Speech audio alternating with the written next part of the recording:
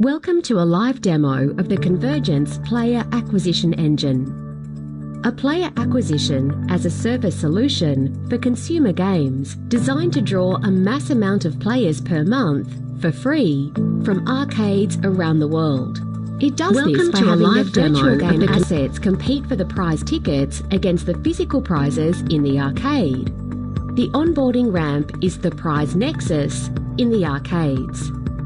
It is a touchscreen kiosk which sits at the prize counter. Select the game you want, then the video game asset you want. Then press Add to Cart button on the bottom left. Cycle through the games and add as many items as you want from different games and different blockchains into the same shopping cart.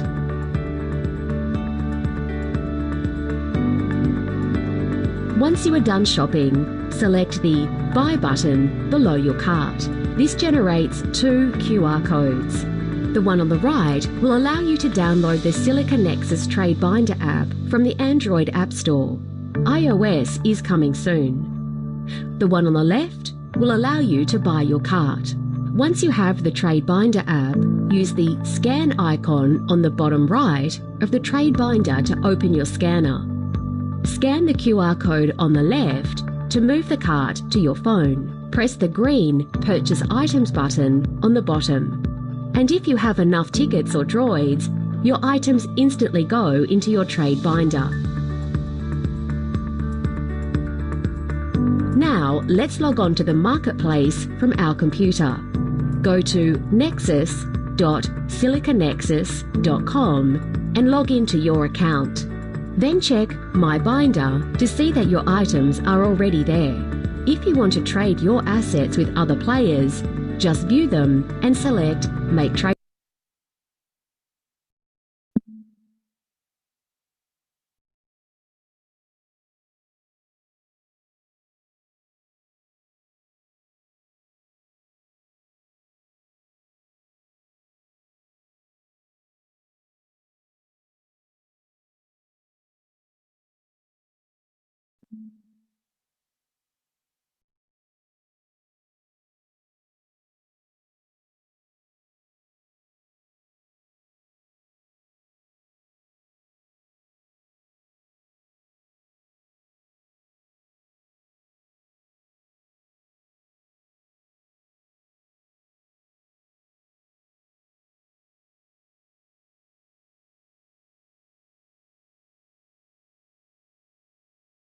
Welcome to a live demo.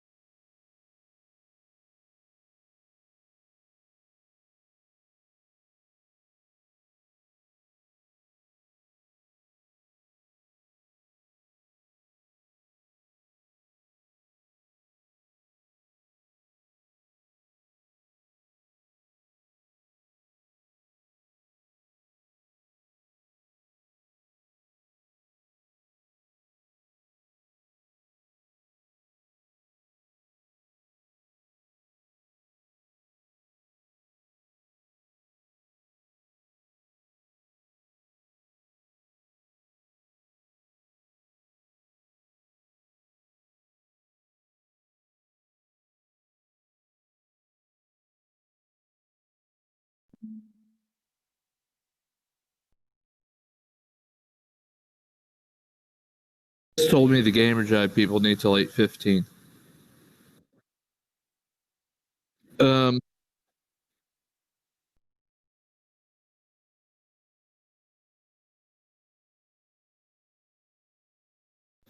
Um, Chibi Fighters, Ted from Chibi Fighters.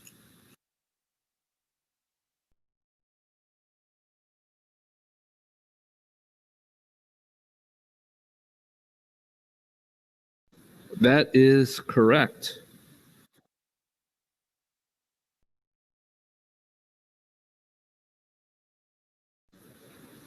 Yes, it is. I think this thing's really cool.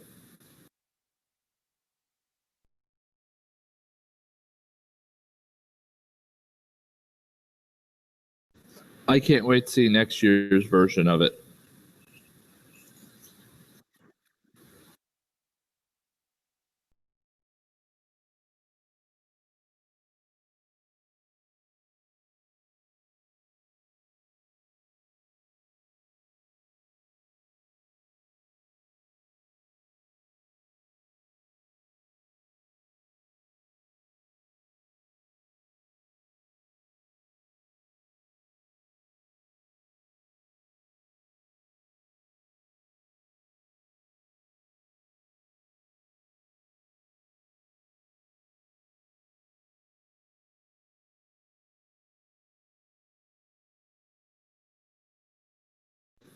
I think so. Anyone want to introduce themselves?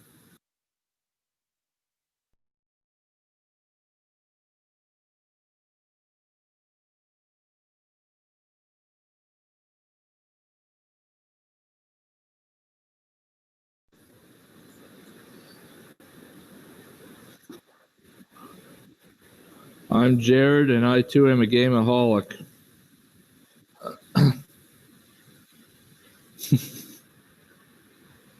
Yeah, I definitely earned that one. My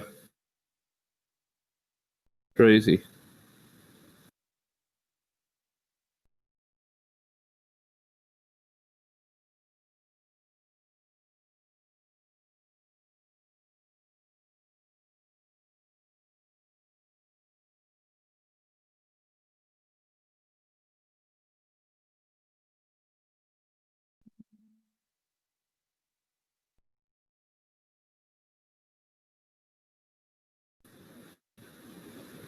I keep forgetting that you can stream with this thing. I just keep thinking it's for the people who are doing the doing the speaking.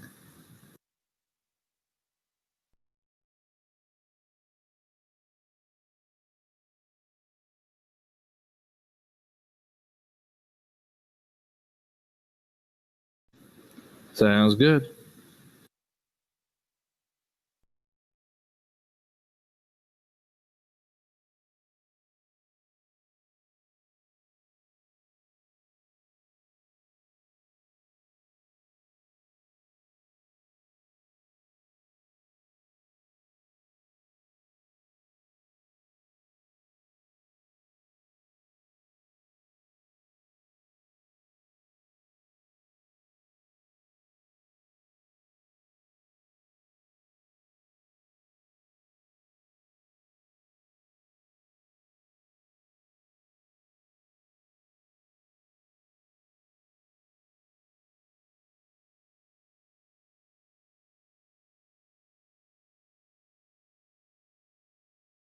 The Convergence Player Acquisition Engine.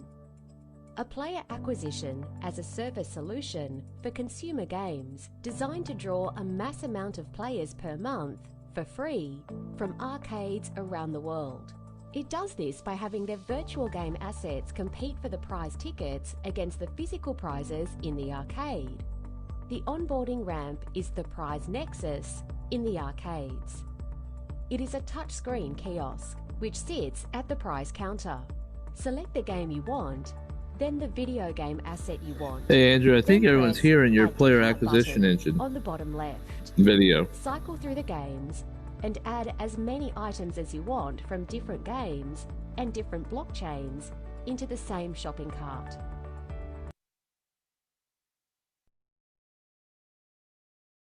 As a service solution. Welcome to a live demo.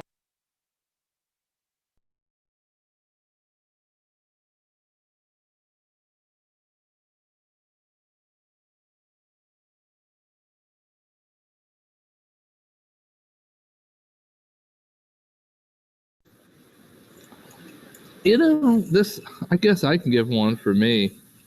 I don't know if there's any MechWarrior 4 fans in here. I was huge into MechWarrior when I was in high school. I would love to see a new good MechWarrior game come out too. But I was playing MechWarrior and there was this guy who sometimes you'd see online. He'd only do one-on-one matches, and he was super cheap, but he would normally win because he would always have some crazy trick up his sleeve. And he beat me like 3 times in a row, mercilessly, just mock you and then leave if he beat you. Well, I was about to die, but then I got one last shot. I killed him, and and I started to mock him, and he just instantly left the room. I don't know, that to me that was one of those amazing stories. And actually, when I beat him at board, because he was number 1 on the board, that's how good he was. So that's kind of my story.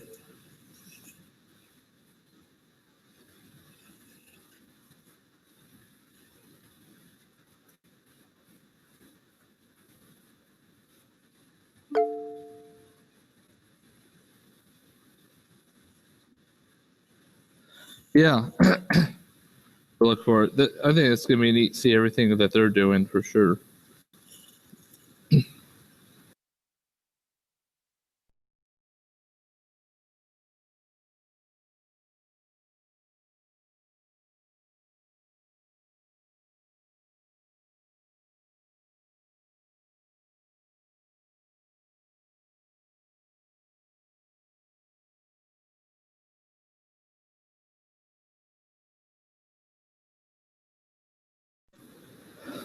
Yeah, I was saying to my wife, we actually, if everyone, brought in if we had a flag for every country being represented, it would be a lot of places. So.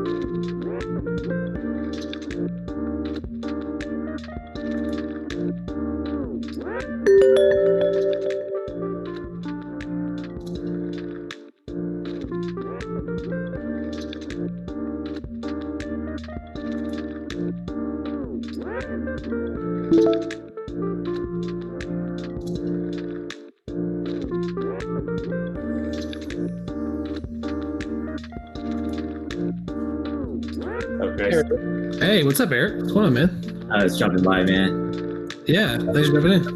Yeah, it's like a good time today. Just wanted to say hi, support, For sure. Oh, you've done it a couple times? What's up? Yeah, so you've been a couple times? Yeah, so since like, I don't know, 11 a.m. PST. Mm-hmm.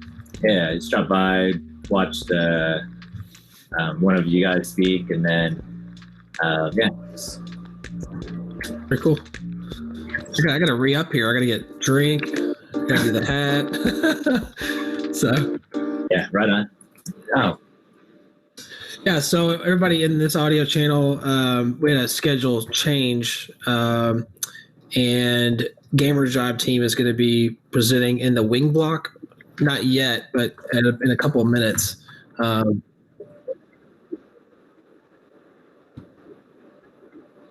Probably potentially showcase like what the booth looked like, if that's cool. I mean, if that's maybe change the scenery and great. That's a great question. The one I'm facing right now.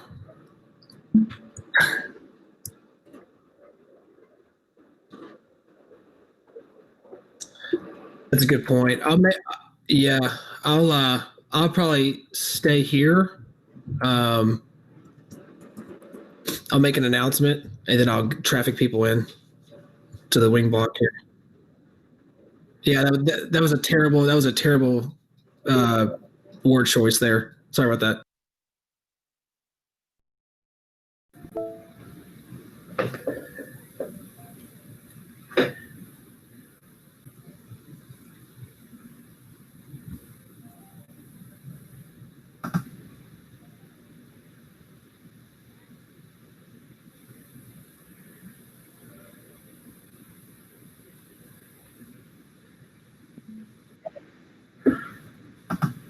Hey, how are you? Yes, I'm trying to make sure that I just heard about this, so I got to make sure I got the right slides loaded here. It looks like something has to refresh. Oh, I'm in the. I'm going to be heading into the Gamer Jive booth over here. So I'm going to walk into the booth, so you'll lose me. I'm sorry. You do not. What do you see right in front of you? Oh.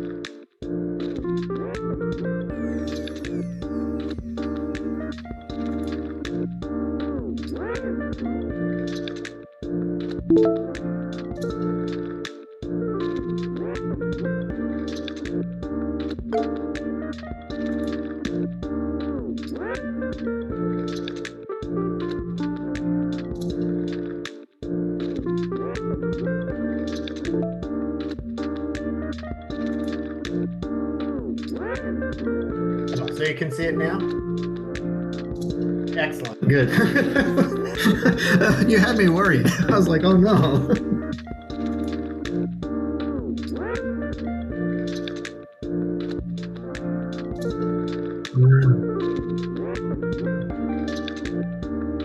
Right, yeah.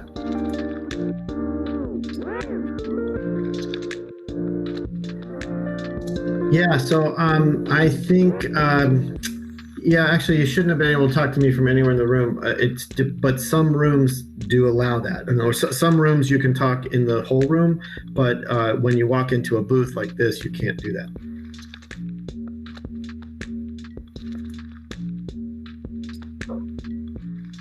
All right, let me see. Oh, yeah, do you? I wonder what wing this is. This just says the wing. Yeah, they actually are supposed to have a name, like West Wing or Left Wing, something like that. The yeah, I think we must have something got overlooked somehow. Well, that's what happens when you pull together a lot of things. It's on this video. Okay.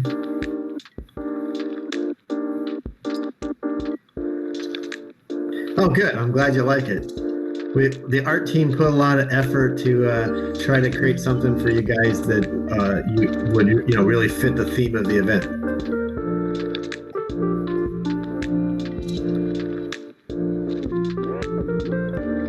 All right. Yeah, I guess I can walk up to the front here.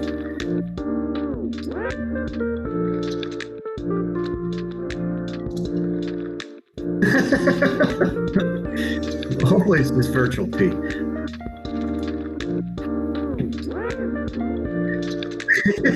You like those? Oh, I forgot to grab a drink. I grabbed my hat, but I didn't grab my drink.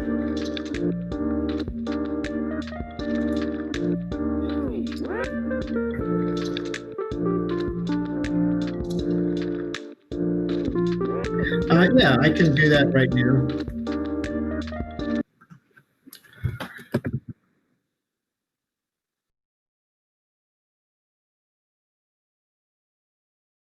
Yeah, it's preset. It's set to come back on, and I think that because that's a good feedback as to how do we turn that on and off at the right times.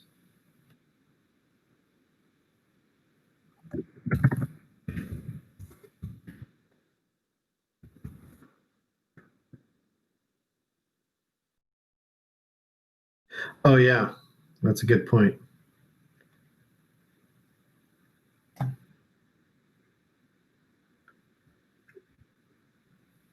Oh yeah, no, he wouldn't hear us. Yeah, I'm sending out the announcement now.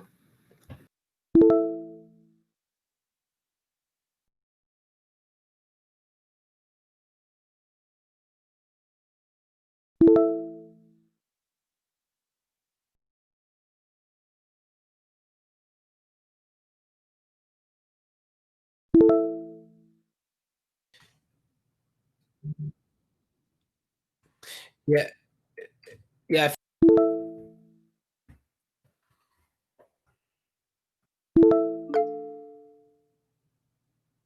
Oh, I see. Okay, we're doing all right. So it's going to be in the.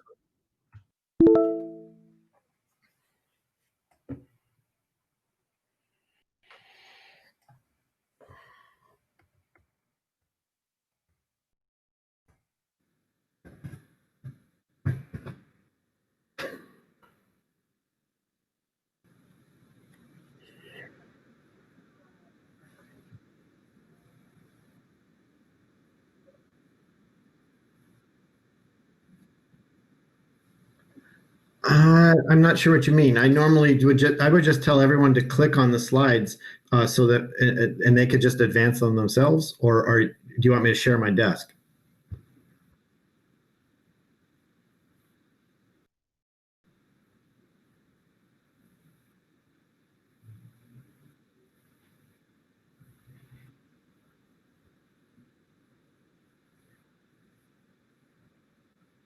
Oh, okay. So you want me to just send you the PDF?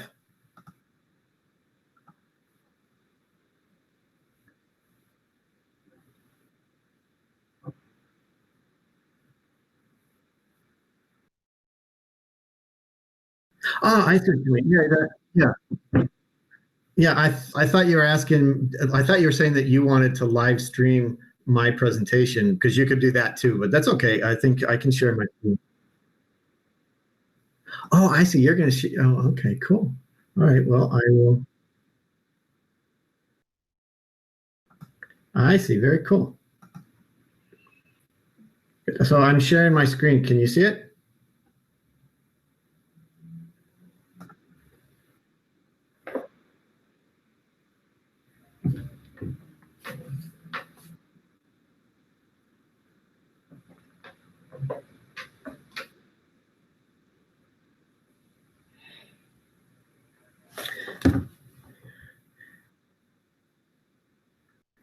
Yeah, I'll do that. I'll basically share that way, and I can probably even do this and make it even bigger. I think that's about as big as I can make it.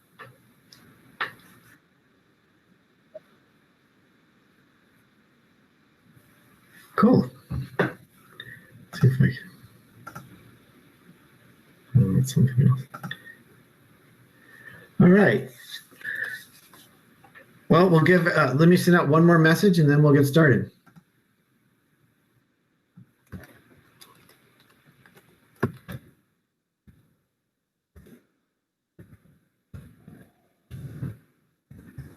Yeah, here comes Jordan from Bounty Zero X.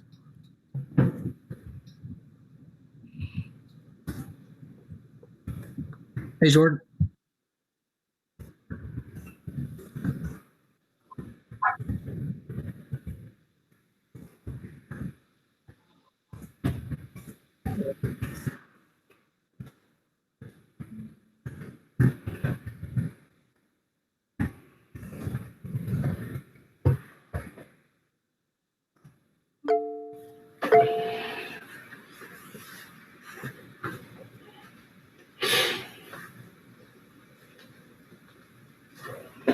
Hey, Chris, can you hear me okay?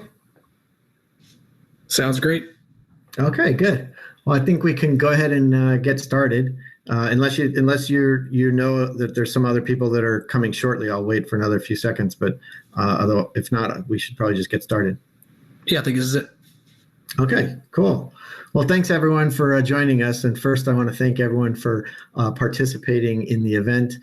We put a lot of effort into putting this event together with you guys. We really appreciate your joining us at the event. And obviously, we thank Silicon Nexus in particular for hosting this entire event. I hope everyone's enjoying it. And we really enjoyed putting it together. Learned a lot actually in putting this event together. So as you guys all know from participating, Gamer Jibe hosts virtual events. The thing that sets us apart from other companies is that we are an immersive environment. So I'll talk, why is immersion important? And I'll talk about a few things because we actually started working on Gamer Jibe before the pandemic occurred. So we didn't know anything about the pandemic. And so the original thought that we had was we could supplement your physical event by enabling more people to participate in the physical event, but participate remotely, so they could participate in a virtual recreation of your physical event. And the reason why we were working on that is we were hearing from potential customers that the logistics of putting together a physical event were expensive, so they were leaning towards or moving towards smaller events. That it was difficult to get people to travel to smaller events, so that limited their reach. And then, of course, physical events are just very carbon intensive. Everyone flying in from out of town is contributing to global warming to some extent. So anything that we can do to reduce that carbon footprint could have some social good. And then, oops, I don't know how I did. I don't know if somehow we jumped to another slide here. Sorry, 1 second. All right, and now I got music playing. There we go. Oh, so it might be someone else is playing music. Oh, sorry, guys. It sounds like we've got a video playing. So sorry. Yep, this is somehow we jumped to that. All right. Let me try to go back. Here we go. So another problem that we're facing is that everyone's hearing about Zoom fatigue. It's well documented now that participating in these talking box video meetings is very tedious for people. It is physically exhausting to pay attention in such meetings.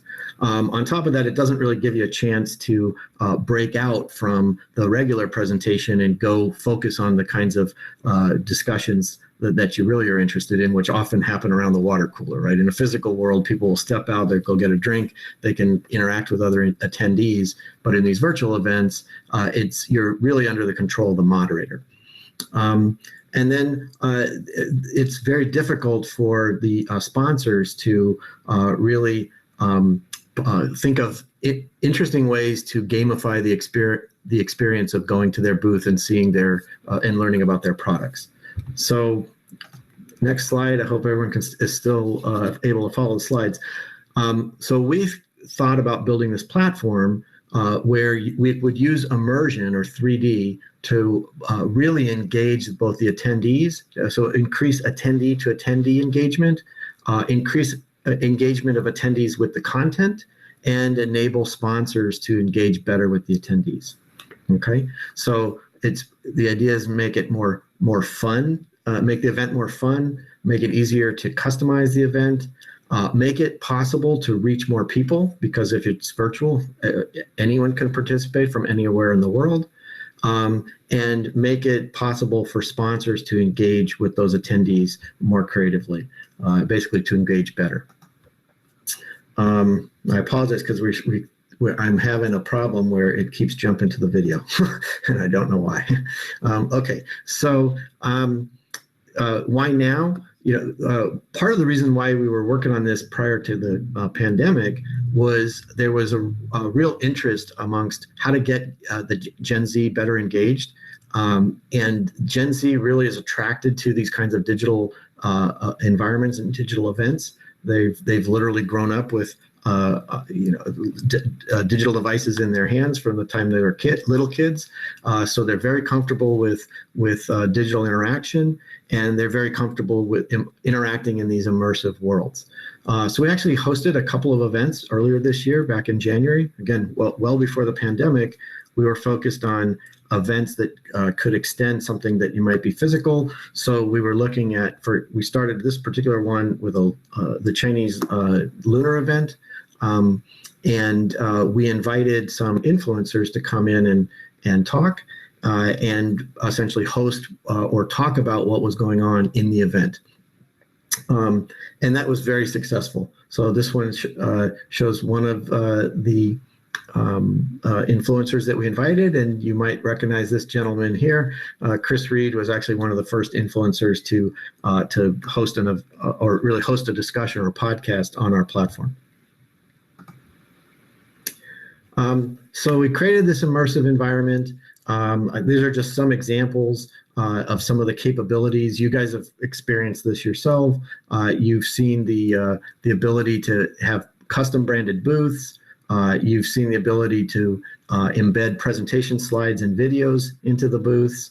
You've seen some of the gamification. If you haven't been out on the patio and gone fishing, that you should try that. It's really fun. And then we created a number of ways for people to interact with each other. So you'll see these discussion tables around the environment. That's a easy way for you to step in and talk about a focused discussion topic. And you can easily walk into those discussions and walk out and join a different discussion. It makes it really easy to find other people to engage with and discuss and engage in meetings with. Or we have the entire room can talk to each other. So in the area in front of the bar, it's a more social area, everyone can talk to each other. You don't have to go into the private discussion areas. So the idea is enable people when they first enter the world and they go into a social area like the bar, they can just hear everyone and interact with everyone. When they want to go and have a more focused discussion, they can step into one of those discussion tables. And when they want to have a private conversation, they can click on another avatar and they can invite that avatar into a one-on-one private chat. All right. So our business model is we sell packages you can buy a package for like a larger event like you're in right now, what we call the convention center event, and we have smaller packages for smaller events where you need fewer booths, and then we add the ability or provide the ability to customize the environment to your needs so you can have custom accessories. So for this particular event, we designed all of the hats that you guys are wearing specifically for the event. And that was a customization at the request of the sponsor or the organizer. All right, how do we stack up against the competition? Of course, there's a lot of players in this space, so we're not discussing all of them.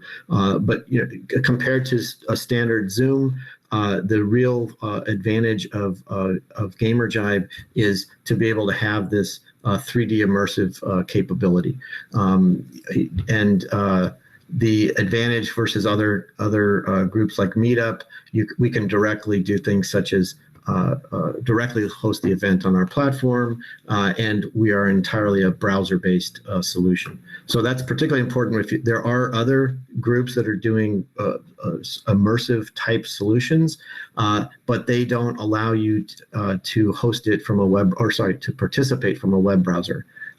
So there's and that's a huge advantage, because if you're on if you're on Altspace VR or Virbela or one of those other types of competitors, they require you to download a dedicated client, and typically that only runs well if you have a high-end graphics card in your computer. So the typical laptop has a really hard time running that. A laptop with a low memory and without a special purpose GPU will have a hard time running that client.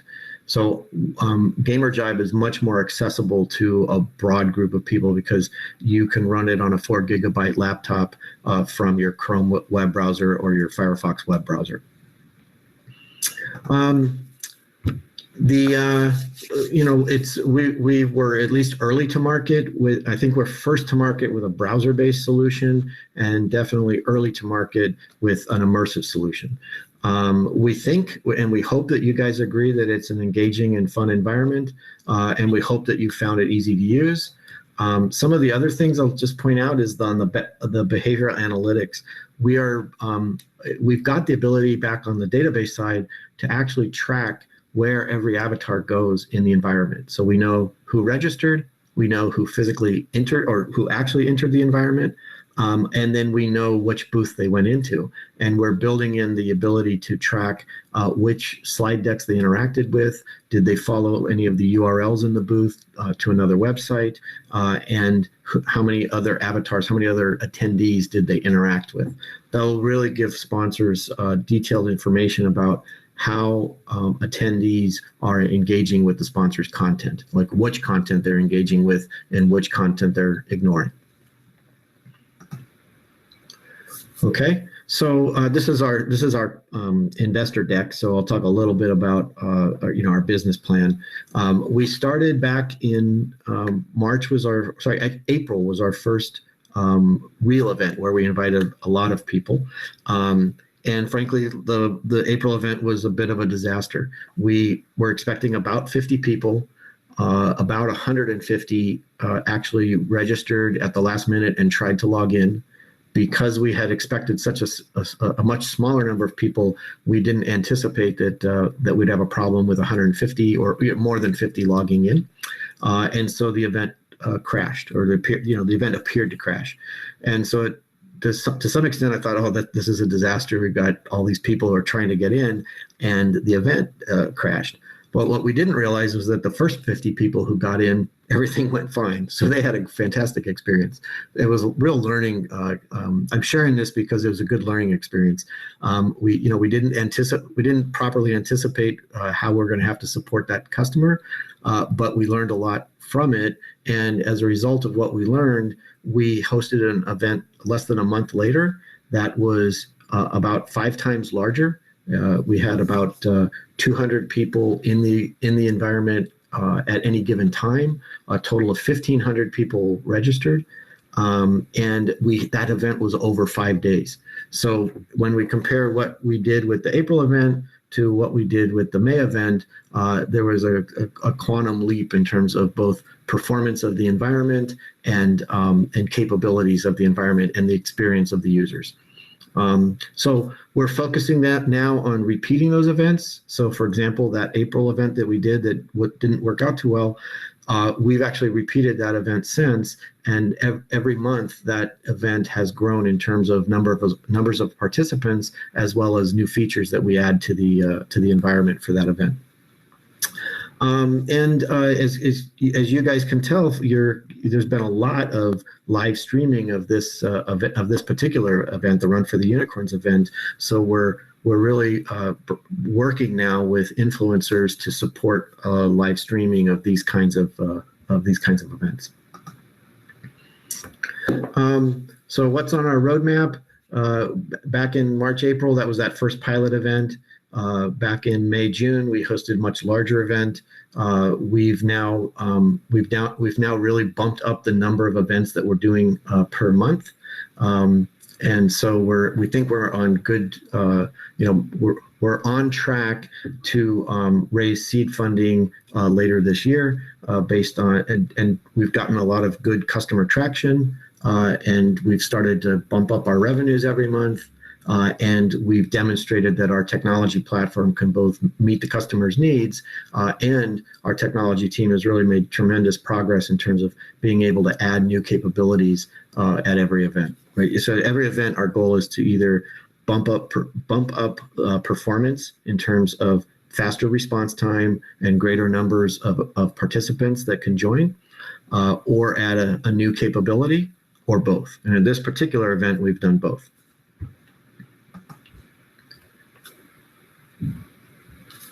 Okay, my slide is, I don't know if you guys can see it, but the slide jumped to the video again. There we go. Okay, so hopefully you guys are seeing, let me just make sure I'm on the right slide here. All right, I guess that's where we're going to stay here.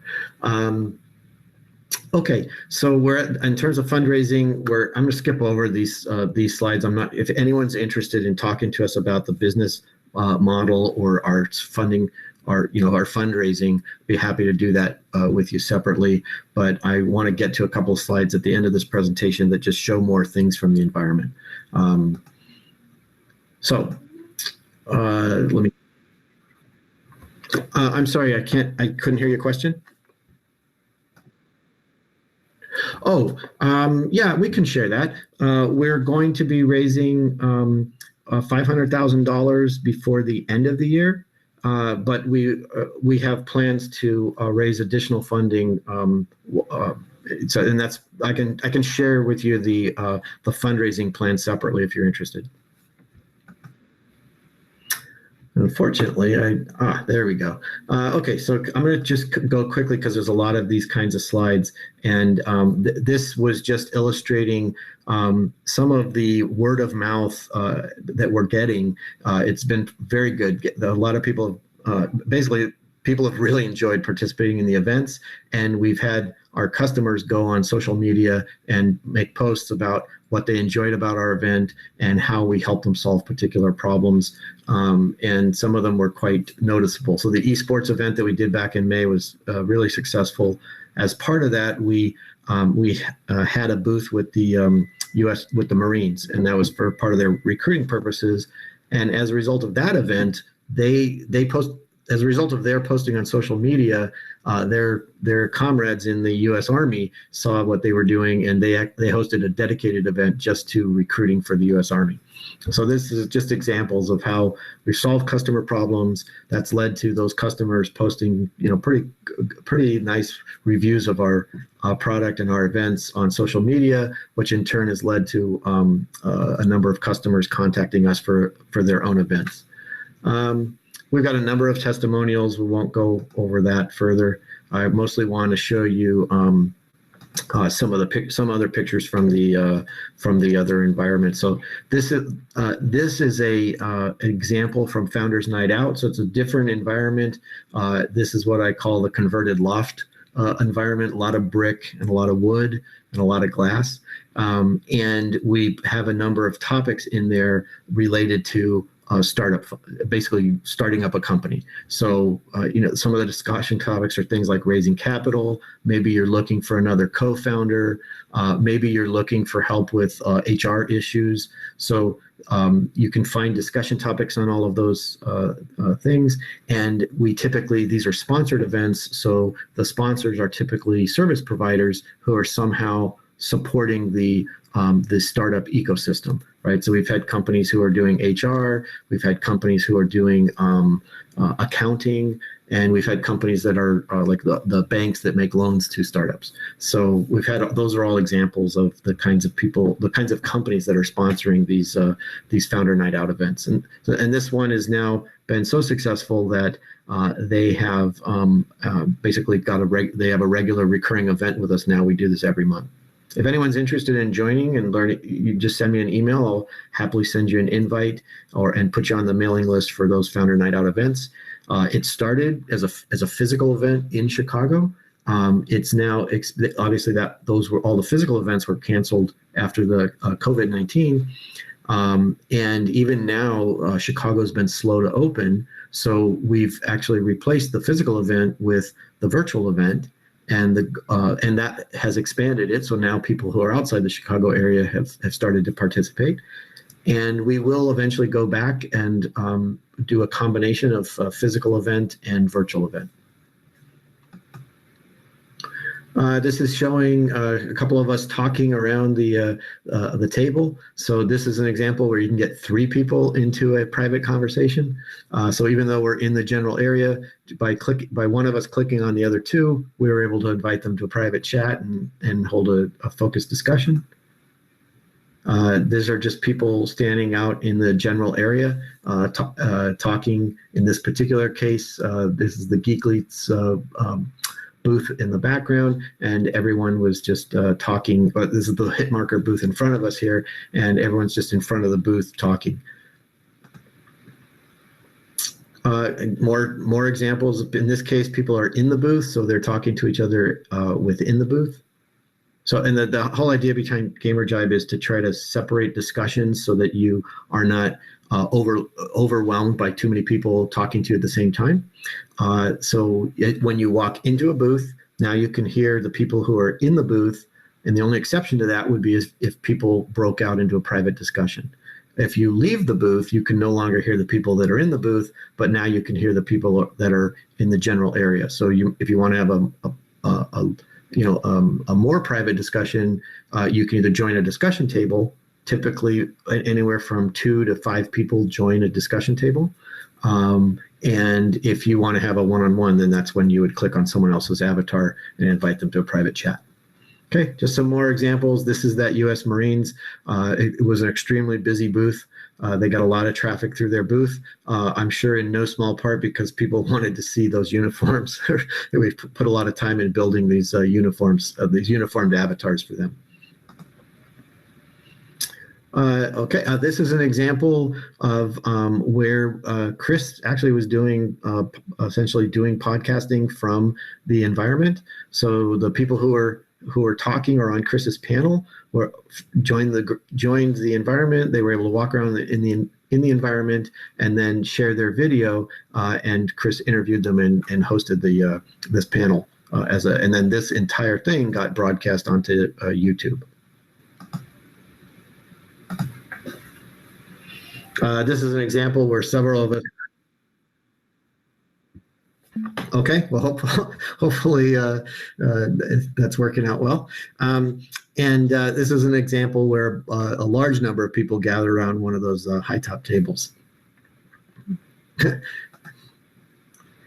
Okay, this is another example where there were several of us in the GamerJibe booth, and then all of these were actually the founders of GamerJibe. There's a few co-founders in GamerJibe, so several of us were in the booth, and at the same time we were doing a live podcast that Chris was broadcasting over to YouTube. All right, so. And then this is another form of gamification. A couple of things here. You'll notice everyone has these large, oversized shaker bottles. These are branded from a company called NutriGamer. They sponsored this oversized shaker bottle. It was really popular. People were picking these up and walking around. NutriGamer got a lot of publicity from that. And then as your avatar walks out onto the stage, you can basically dance.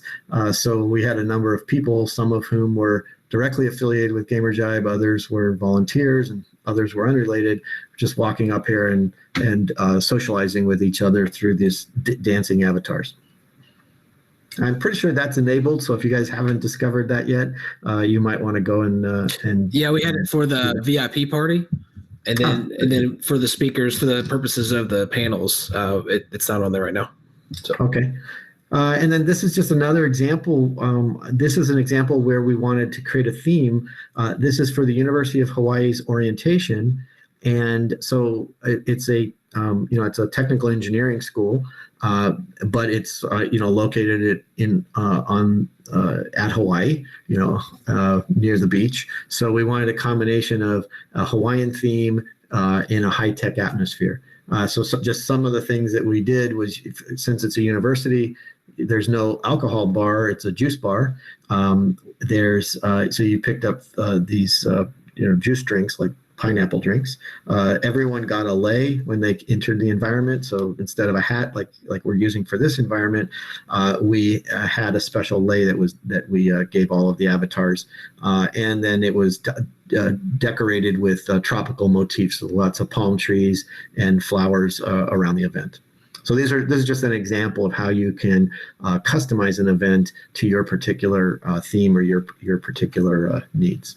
Okay, so that's it. I'm happy to take questions, and I'm happy to stay afterward if anyone wants to get into more details about things like the fundraising questions or just any questions about how to host an event on GamerJibe. Yeah, I was wondering if a superadmin would have the ability to speak in all rooms at once. Right now, we do not provide that. We intentionally provided this announcement tool. So when I click on that, this is called a moderator. So I'll just say, thanks, everyone. And I can send that out, and you'll notice that it pops up on your screen in the corner that you got this message. That message goes to everyone throughout the entire environment. We could tag an audio file to that. We could play an audio message, but we thought it would be less intrusive for all the attendees if they just saw a written message like that. Now, there is a way to if you wanted to do a live stream, you could do a live stream, and you'll notice here there's a live stream here. So it's possible for a moderator to address an entire group by playing on a live stream.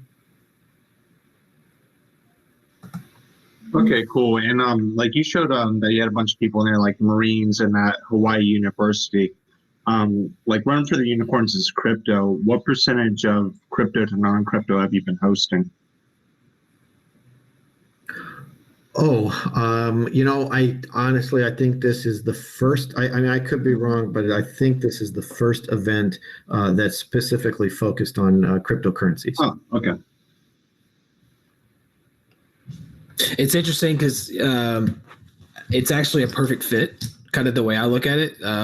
Being involved in the crypto space for a number of years myself, and just being around it, and then being a part of these environments, I do think it's a perfect fit. And I've had some interesting conversations, even just today and leading up to this. Had obviously the Silicon Nexus team and discussions there, and just week in and week out of how you can integrate those two worlds, right? Because it's already happening with a Decentraland or Crypto Voxels.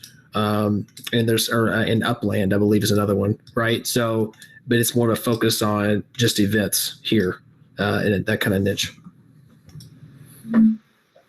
Yeah, that's what I was thinking too. I mean, as crypto, this really is ideal. I'm especially sick of doing like Zoom AMAs and Zoom like mass audience meetings.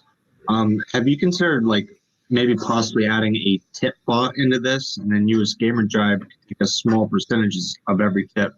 So like if I were to be giving a presentation, someone asks like a really good question or is contributing, I could tip them some of our token or any other token, maybe Ethereum or something. And then you as the operator of the platform would take a small percentage off every transaction. No, but we actually have the capability. We can put a bot into any booth that hands out accessories, and we could program the ability for you to select a tip instead of an accessory. So it's tech. We haven't thought about doing that, but yeah, if there's a good use case for doing that, we'd like to talk to you further about how that might work. Yeah, I definitely want to see about your fundraising information too. So I definitely want to talk to you after this thing. All right. Well, did we have any other questions? I would like to ask something. What do you guys, what do you think you guys will have in a year? Like, what will this thing look like by then? Well, at the rate it's been evolving, it's gonna be a lot different. We'll probably have a lot more capabilities around helping people make connections faster. Although we are a 3D graphics, we utilize 3D graphics, so in that sense we have expertise in gaming engines. Really, the focus is on using immersion to help people make more effective connections and more effectively get information. So the kinds of things that we're looking at are tools to help you find the right people in an event and exchange information with those people, and then be able to engage in more conversations. The one thing about this event that I go to a lot of physical events, or at least prior to COVID, I went to a lot of physical events, and it's really hard to meet people meet the right people at physical events, and it's pretty much hit or miss, right? There's some luck involved. If you happen to, sometimes you run into somebody and you're like amazed what a great connection you made. But that doesn't happen all the time. So this enables you to pop in and out of conversations very quickly. And you get, I didn't show you things like I can look at people's, if you're not using this, I can look at people's LinkedIn profiles very easily through this. So I just clicked on Andrew. I can now click and take a look at his LinkedIn profile. And I could read about the things that he's working on, and I could decide that I want to connect with him, right? So I'm not going to add a note, but I can add a note. I'm just going to say done. So now I've just sent Andrew an invite to connect on LinkedIn. Yeah, one thing from a consumer side, actually using it. So as a content creator, it's exciting, obviously, because you create a new experience that no one else is really doing. So, for example, the product team is building out a podcast studio. And I talked about this freely over the last couple of weeks, even on another panel. But yeah, building out an actual custom studio with a desk, a microphone, glass, 2 chairs, and 20 seats to say, hey, you can sign up for this podcast recording. The first 20 people that puts in their email or whatever can be here for the recording. Imagine the adoption of that if Joe Rogan said, hey, the first 50 people to put your email in gets to be at the recording with me. Guys, that's going to be a thing. I'm telling you, it's going to happen. And for me as a content creator, I want to be ahead of that. Like, I want to be one of the first creators to do those things, because I'm going to stand out as a creator. In the end, as a business or a content creator, you want to stand out above everybody else in the end, right? So if I'm having 3D podcast recordings, for example, like exclusives, I'm going to stand out more than people that are just recording regular podcasts, right? Because then people, like, for example, we could do an interview and then their voice can be on the podcast. Can you imagine that? Like, your voice could be on a podcast you've watched for 2 years because you got into the 3D space. So people are going to want, in my opinion, just as a content creator, people would want to be a part of those experiences. And if you're only a handful of people in the world doing it, you're going to stand out. So for me, that's how I look at it.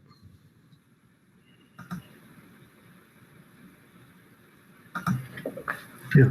So are there any other questions or comments? Okay, well, I'll hang out for a few more minutes. I'm happy to talk about the investment side of Gamerjibe, and I hope you guys enjoy the rest of the event. Thanks, Daniel. Appreciate it. Yeah. Put it together. Okay, I'm gonna stop sharing my screen now too.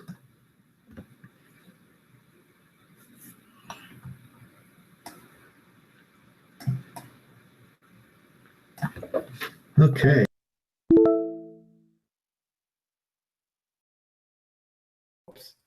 Oh, I think I lost somebody. Hey, Andrew, are you still there? Um,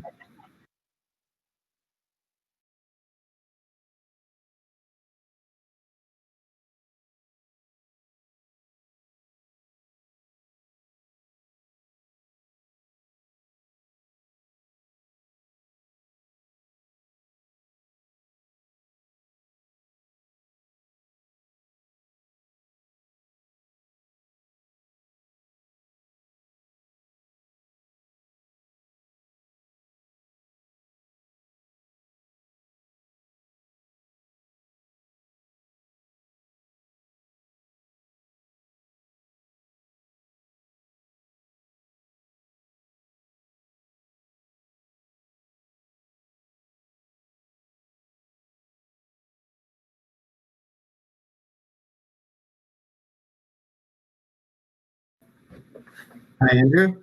Can you hear me now? Oh, I'm sorry, I got bumped out because there were other people that wanted to do. Basically, were trying to invite me to the same thing. Uh,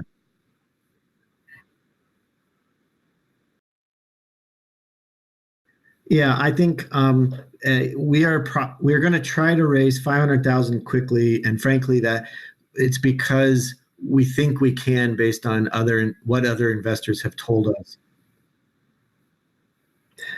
Within the next few months, like 2 to 3 months.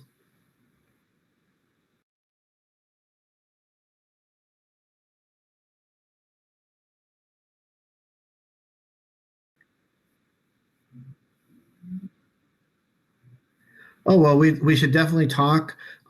We don't have to raise money right away. We're doing it because there's so much opportunity, and frankly, we want to build up our sales team, right? If we right now all of our advertising is through word of mouth. Literally every event we've done has been somehow we got in contact with people through from a reference from someone who participated in one of our events. We're not doing any cold calling right now. We pretty much have a very small sales team that focuses on responding to incoming requests. So we know that we could do a lot more business if we expanded our sales team. That will require a little bit of expansion of our operations team. So we need to hire some people there, and yeah. Oh, go ahead.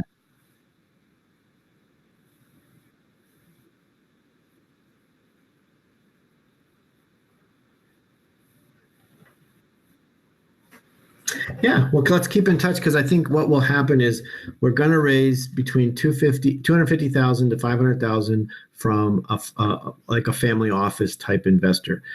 It's we've talked to several that wanted to invest in us as angels, but we had already raised we basically raised 150,000 through.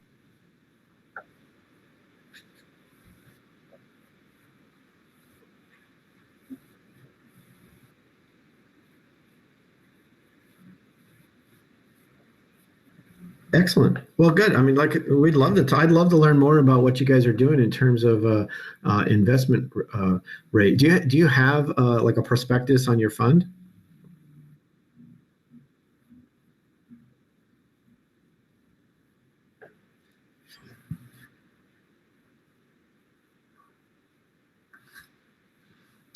Huh. That's interesting. Right.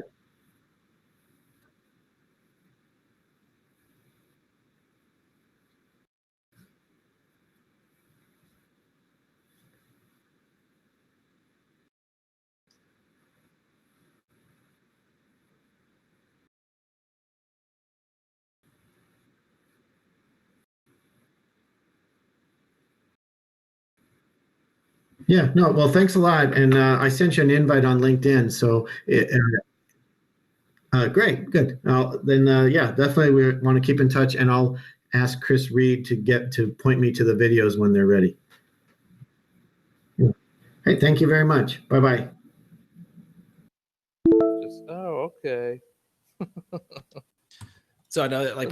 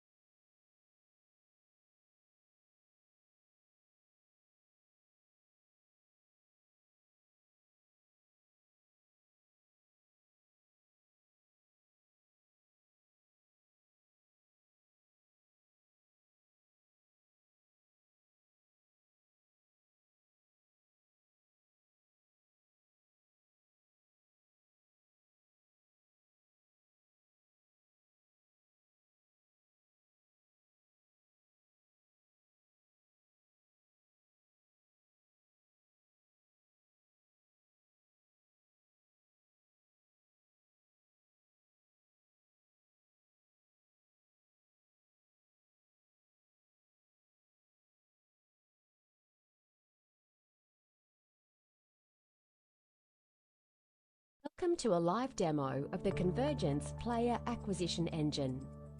A player acquisition as a service solution for consumer games designed to draw a mass amount of players per month for free from arcades around the world. It does this by having their virtual game assets compete for the prize tickets against the physical prizes in the arcade. The onboarding ramp is the Prize Nexus in the arcades. It is a touchscreen kiosk which sits at the prize counter. Select the game you want, then the video game asset you want, then press Add to Cart button on the bottom left. Cycle through the games and add as many items as you want from different games and different blockchains into the same shopping cart.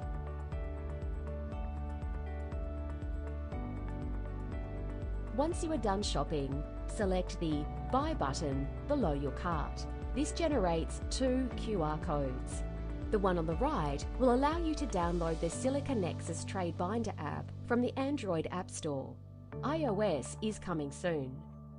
The one on the left will allow you to buy your cart.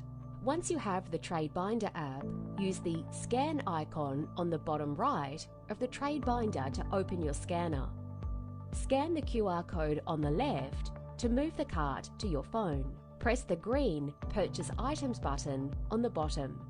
And if you have enough tickets or droids, your items instantly go into your trade binder. Now, let's log on to the marketplace from our computer. Go to nexus.silicanexus.com and log into your account. Then check My Binder to see that your items are already there. If you want to trade your assets with other players, just view them and select Make Tradable. In the Trade Zone, you can trade items from any game and any blockchain, all in the one Atomic Swap. Go to Trade Zone under Dashboard. When you see something you like, select Start Trade Chat at the top center of the a live demo of the Convergence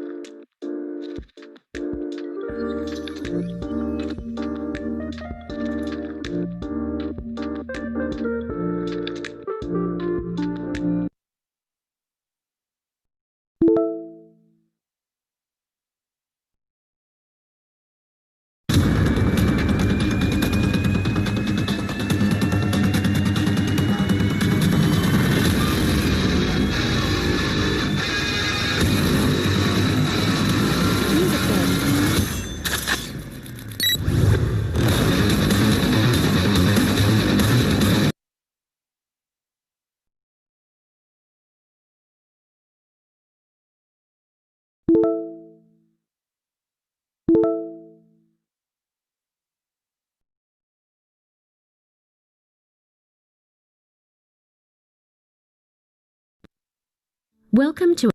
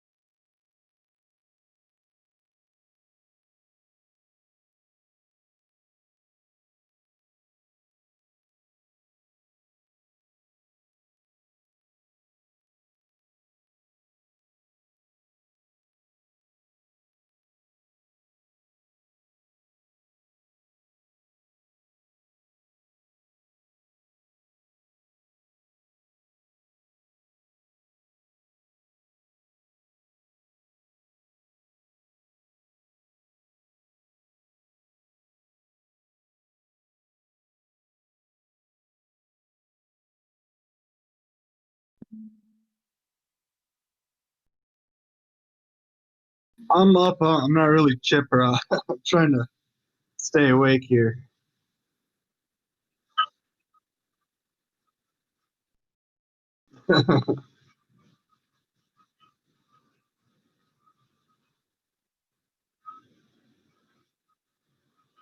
Yeah, I might make it to this 10 p.m. one. I may not. I'm fine, but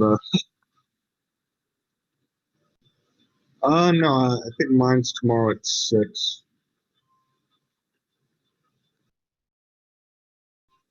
Oh, p.m. That'd be rough. I'd definitely be going now.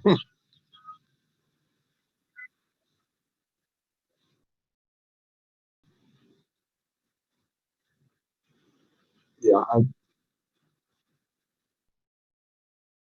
you've been on like since what 8 a.m. on this at least, and then everything else. Yeah,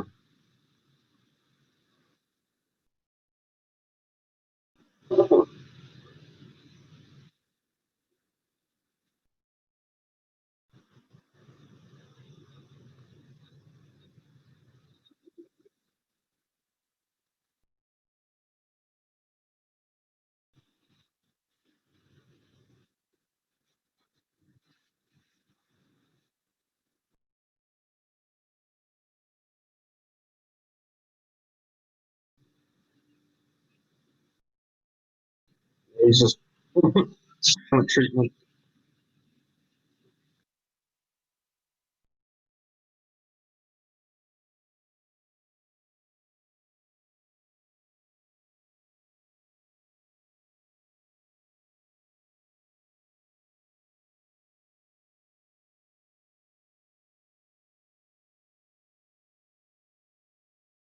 Yeah, I think I'm probably gonna pass that. I don't think I'm gonna make this 10 p.m. one.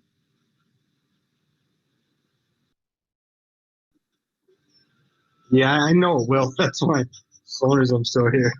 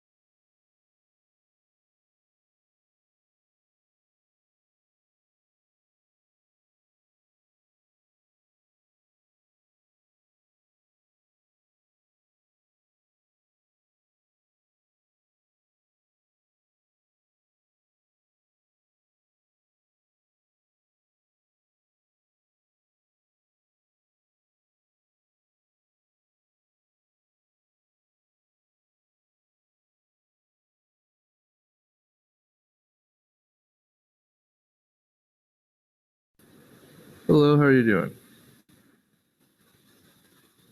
Formosa.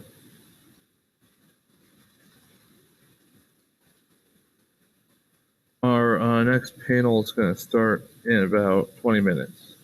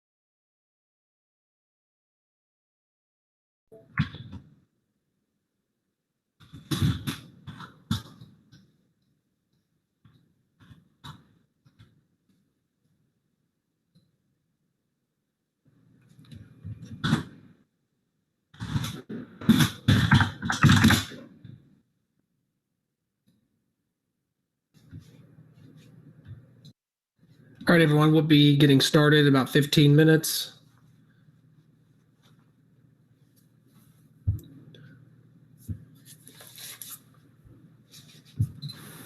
Sounds good. Yep. If anybody has any questions, feel free to let us know. We've got intersection between esports and blockchain. This should be a fun one. I've got Marcus Howard from Project MQ, Kevin Soltani from Jima Group, and Nick Sepanero, CIO of the Divi Project, and myself. It's going to be fun.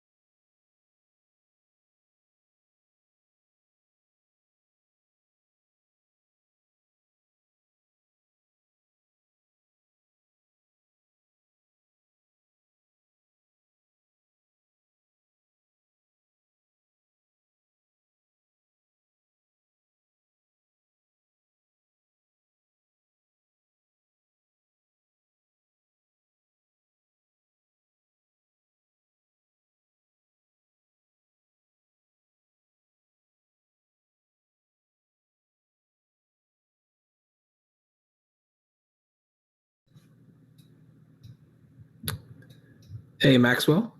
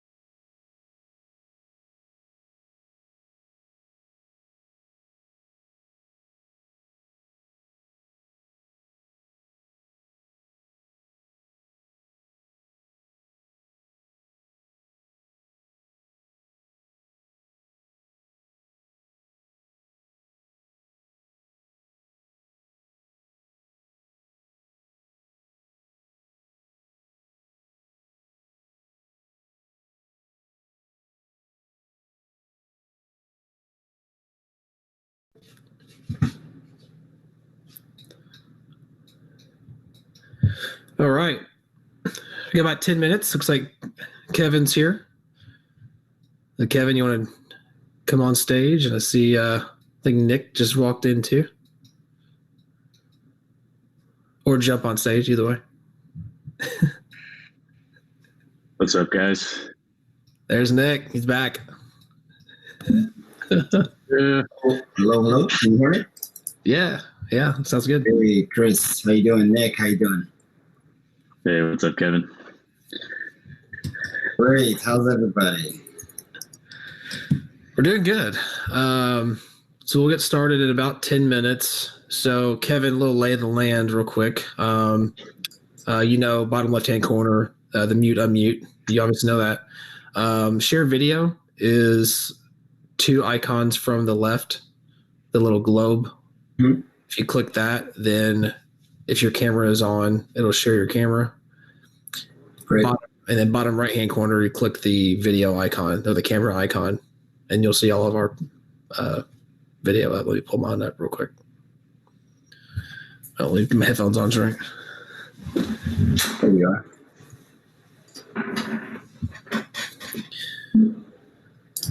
Yeah, so anybody in the audience, bottom right-hand corner, click the video icon. If you want to watch the panels. You see me? I don't. I see where you've turned the video on. Like, it looks like the panel's on. It may not be grabbing your image. It may need to enable it. Yeah, it came up in the corner for me. Yeah, there's Nick. Cool.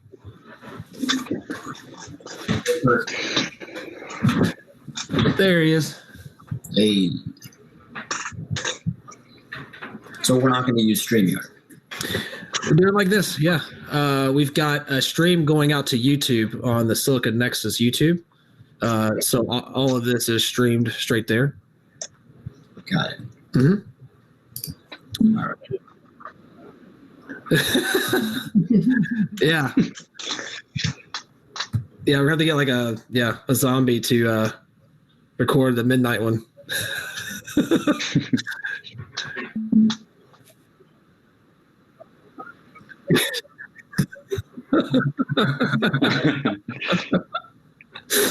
while Jared's I resemble that.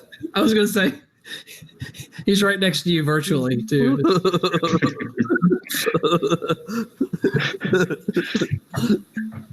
I'm kind of getting mad at myself at this point, but it's still worth it.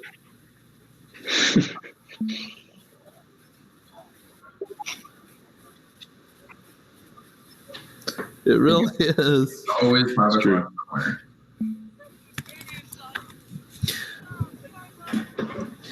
Yeah, like DCL Blogger, he's in Australia at midnight. So I think I don't even know what it's like morning for him or whatever when he comes on. So I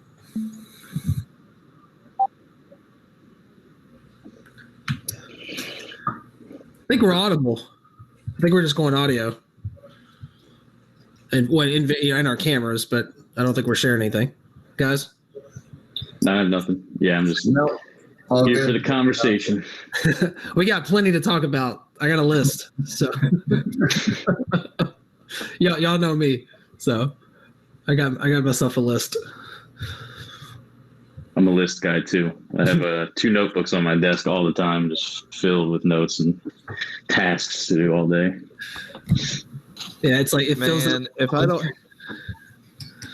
have a list, I don't get anything done. I have to like have this checking things off. There's something so good about just crossing something out. Done. mm-hmm. Whiteboard.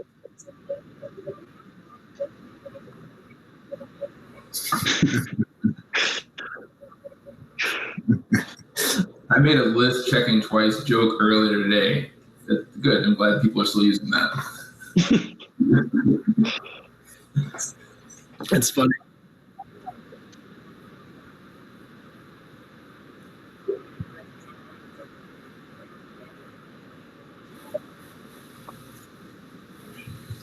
Are you gonna go back to being the colonel?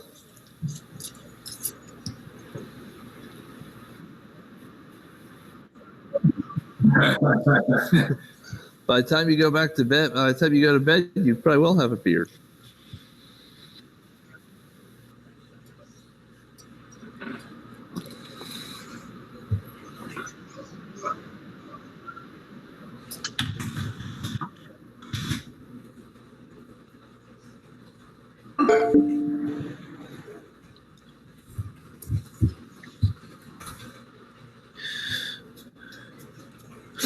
Hey Marcus, if you want to join the video, you can bottom left hand corner.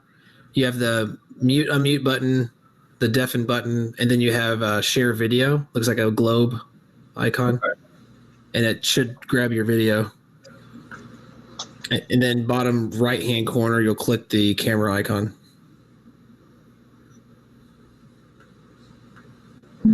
I'm getting a bit of a glitch. I'm gonna just quickly reload.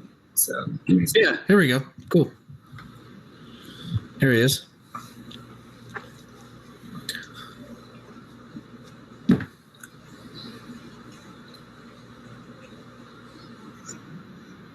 Yeah, Kevin's jumping back on.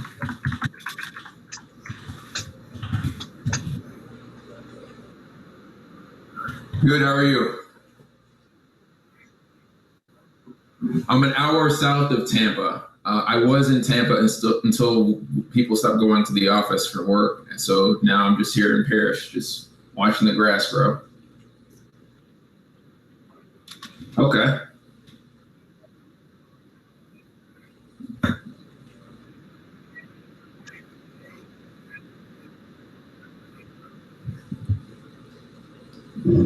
You can still watch it virtually.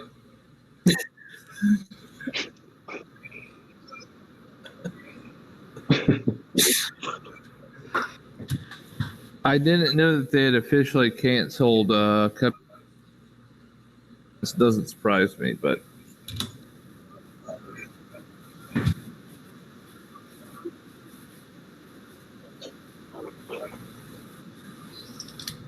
yeah, probably so. I know that that they were, they've been saying they're going to protest at Derby. So if no one's showing up, it's not going to be quite the same.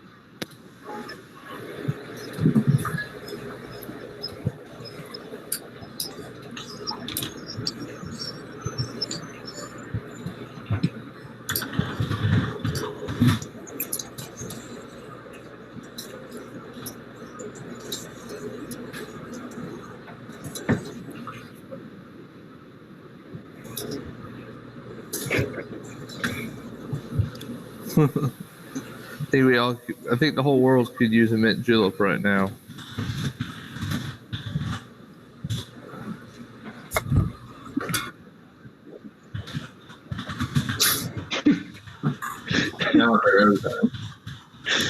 What? What is that?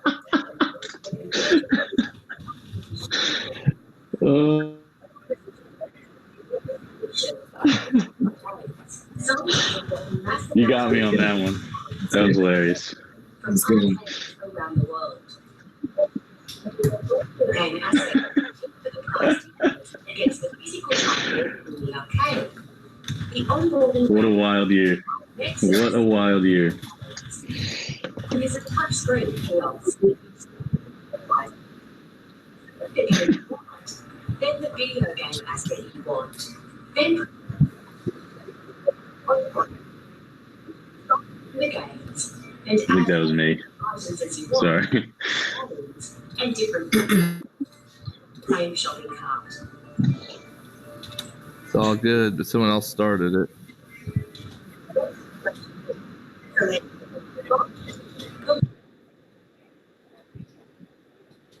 Oh, that's cool.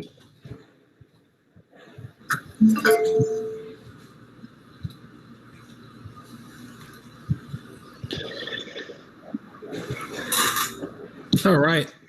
Let's give another minute. It's that toilet paper. It went the other way. It didn't calm your ass down. It woke your ass up. I think I might be with you on that one, you know?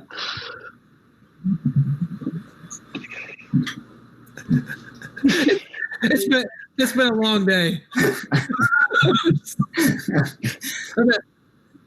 I know, right? We were troubleshooting at 5. Yeah, so it's been a fun one. I'm a sucker for these 18-hour virtual environments. Yeah, but Chris, when was the last time you had coffee? Was it before or after 3 o'clock? Way after. I destroyed my rule, man. I destroyed it. Yeah, it was like 6. When it's 6 p.m., and, another cup. It's a little rough. I feel good though, man. It's fun. I'll crash eventually.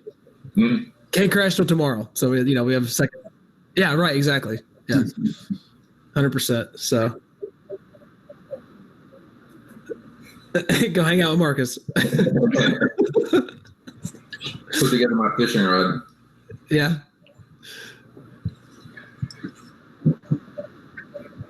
Thank you. I don't remember where I got it from.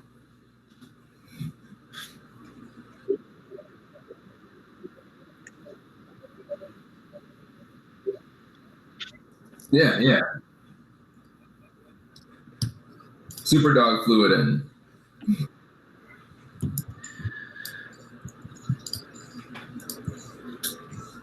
Okay. Well, we are live on YouTube on the Silicon Nexus YouTube channel. We are live on the audio on Gamer Jibe inside of the main zone. And we have video on the right-hand side. So maybe last call for anyone that's not using the tab, the bottom right-hand corner, just click that camera icon and you can see the panels. We're going to go ahead and kick this off. Been looking forward to this one. This one's going to be fun. I want to thank the panelists for taking the time to be here to jump into the virtual space and have this conversation. We've got Nick Saponaro, the founder of the Divi Project. We've got Kevin Soltani, CEO of the Gema Group, and Marcus Howard, CEO Project MQ. And we're discussing the intersection between esports and blockchain. Guys, thank you very much for being here. Thanks for having us. Thank you for everyone's time. Yeah, I've been looking forward to this. Let's give some perspective on y'all's backgrounds real quick. So I'm going to actually start. We're going to go Nick, Marcus, and Kevin. So Nick, could you kick us off real quick, one minute about yourself, and we'll move on? Sure thing. Yeah, I'm the Chief Information of the Divi Project, which is a cryptocurrency aimed at ease of use and accessibility. But I'm also the co-founder of a gaming application called Chalk, which allows you to play your favorite games on your favorite consoles for real money or crypto, as well as a gaming company that's working on a blockchain game called Siege Worlds, which is a massively multiplayer online shooter. Marcus? I'm the president of the Tampa Association of Gaming. It's a nonprofit dedicated to growing the gaming industry and STEAM youth programs here in the Tampa Bay region. Outside of also advising a number of blockchain and gaming startups, I'm also CEO of Project MQ, which will soon be renamed and rebranded in about 4 weeks. What we're doing is providing more accessibility to esports so that the entire organization's community, not just your varsity and your intramural sports players, can be a part of the experience. We're also bringing STEAM education to a campus to help them evolve the students' educational and social experience, including introducing blockchain to the student community and the campus ecosystem. And Kevin? Nice. How you doing, everybody? Kevin Sonny, Gema Group. Our main purpose in blockchain over the last about 7 years were to just build communication and payment systems, mainly in Dubai. We have offices here in LA. For our esports and gaming side, we have a traditional esports agency here in LA. And for the purposes of the mixture of the intersection of our work, we own and operate a tournament hosting platform on the blockchain with its own token in Yamzu, and that's in Sweden only for now. And over the last 3-4 years within esports, I've owned and operated a few teams, and mainly just looking to invest and co-invest with technologies supporting the gaming and esports infrastructure and supporting services around it. All right, guys, thank y'all for the introduction, kind of laying the groundwork moving forward. So, all right, here's what I want to do. We're going to kick this off by getting your all's hot take, kind of the first emotion that pops up, right? When someone says esports and blockchain, where does your mind go? And anybody can answer. I can go first. When I hear esports and blockchain, I really think, frankly, that we should be talking blockchain in the gaming industry, because esports is 1% of the larger space. So we need to address the larger issues first, and I think that'll address issues and create opportunities in esports.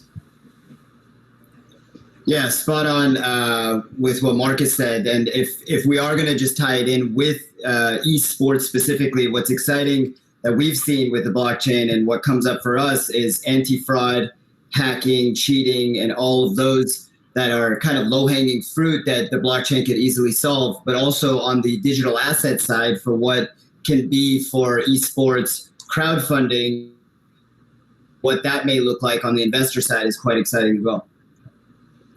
Yeah, both really good points. I really see it as a pathway to adapting to the player's life and introducing them to blockchain. A lot of people are still unaware of blockchain, but there are a lot of analogs between blockchain and gaming. So I think that it's a really great crossroads and a really great entry point for individuals who are crypto curious or even incognizant of the space in general? Yeah, thanks for framing that up. I actually want to take one of those points to drill down on something real quick. So if you've followed the story around Spencer Dinwiddie essentially tokenizing himself, for those familiar with the story, really fascinating over the last few months. And then I know him and like Andre Iguodala is investor in Dapper Labs, I believe. And they're working on, and I forgot the title, forgive me, but they're working on a beta title, an NBA title in blockchain game. When it comes to tokenizing oneself, can you guys put that into words for those that may not know that concept? Yeah, I'll take a stab at it in layman's terms. Is essentially what Dinwiddie did was to tokenize his contract. Obviously, that is himself. His contract is his career and is his business. So by tokenizing that, he allows a larger pool of outsiders to also participate within his contract, essentially taking a pro rata share down of their initial investment into him as a player within the contract, as if he were to become the next Kobe Bryant or Michael Jordan. That contract may triple, double, quadruple, and those stakeholders might benefit from that. Where if he breaks his MCL and never plays again, that's the inherent risk of investing in that token per se and a bit of that contract. I think I tried to do it justice, guys. Any additions? That's really cool. I actually didn't know about this, so that's really amazing. It's absolutely astounding because it offers the opportunity to democratize and sort of offer a new path. I've seen things like this before where stars or celebrities or athletes are tokenized, so to speak, where you can invest in their career or what have you. It definitely is a path to democratizing sort of the contractual obligations that these players have, because I feel like you're kind of trapped in a in a contract, and only the only benefit is to the owners of the teams, right? So this could be a huge step forward, I would think. But I need to look more into it. But just from a cursory level, that's mind blowing. It's really cool. But if I may give my opinion for it, that was an explanation. If I had to give my opinion for it, I don't love it. I don't like it from the investor perspective or from it. It's a great tool, right? It's real gamified. It's real fun. It gets people involved. It makes sense for Dinwiddie. It makes sense for his team. It's only a $30 million contract, which is quite small for the NBA. So, I just ought to throw that in there. Yeah. Why do you think it's a bad idea? I'm just curious. Go ahead. Sorry. I don't think it's give and take, right? If you're Dinwiddie and you're his team, it's a fantastic idea. It's a gamified version, right? And you're allowing his fans to get involved, which again, it's fan engagement. Why I think it's a bad idea is because it's quite a small contract and he's not the biggest player. So the room for upgrowth in this case study is extremely difficult to prove its model. But if LeBron James were to do it, I would also say the same thing because the upside is so minimal. So it's really difficult to say why it makes sense, but those are my reasons for why I think it may not make sense for the larger scheme. But again, fans, team, totally awesome. Fair. Marcus, look how you said. Yeah, no, I agree with everything that you both said. I think the opportunity here is creating more access. You're fractionalizing his contract, right? You're not just tokenizing it. You're making subsets of it so that people can, average, citizens can have a piece of the contract and be investors and part of the value creation of his career. The same thing you're starting to see with tokenizing real estate or even equity crowdfunding through the Jobs Act in 2016. It made investing in startups more accessible than your accredited investors. And I think actually that term the definition just got updated this week, as I heard from the SEC. But again, it's about, that's one of the tenets of blockchain is, like you said, democratization and creating more access for an entire community. And so I threw out the traditional sports example with Spencer Dinwiddie, but what are some applications pertaining to the esports space? So, what's the advantage or disadvantage for a player like Doublelift to look at something like this, right? I mean, obviously it's not happening yet, but do you see the trickle-down effect, and what does it look like for that type of integration in the esports space when it comes to pro players and organizations? I think you're going to have. Sorry, I think you're going to have this. I think you're going to have the same risks that were just mentioned, right? Mm-hmm. Where it's hard to prove the upside and potential risk factors are sort of laden across the entire opportunity, especially for maybe unsophisticated investors or whatever you want to call them, especially now that the accredited investor definition has been updated. That said, I believe in sort of new opportunities for financial growth for the everyday person. You know, we've seen a boom in the gig economy, and we've seen a lot of talk about UBI, although it hasn't been implemented. And with the way that the economy has been going, it's really important, in my opinion, especially with automation and all of the other things that are not necessarily negatives toward the economy, but affect the economy overall. I think it's important that we, whether it's this or some other way of making side or supplemental income, I think it's important that these things exist, even if they're not perfect today. You know, this is a step toward what will inevitably and ultimately become another form of income for people.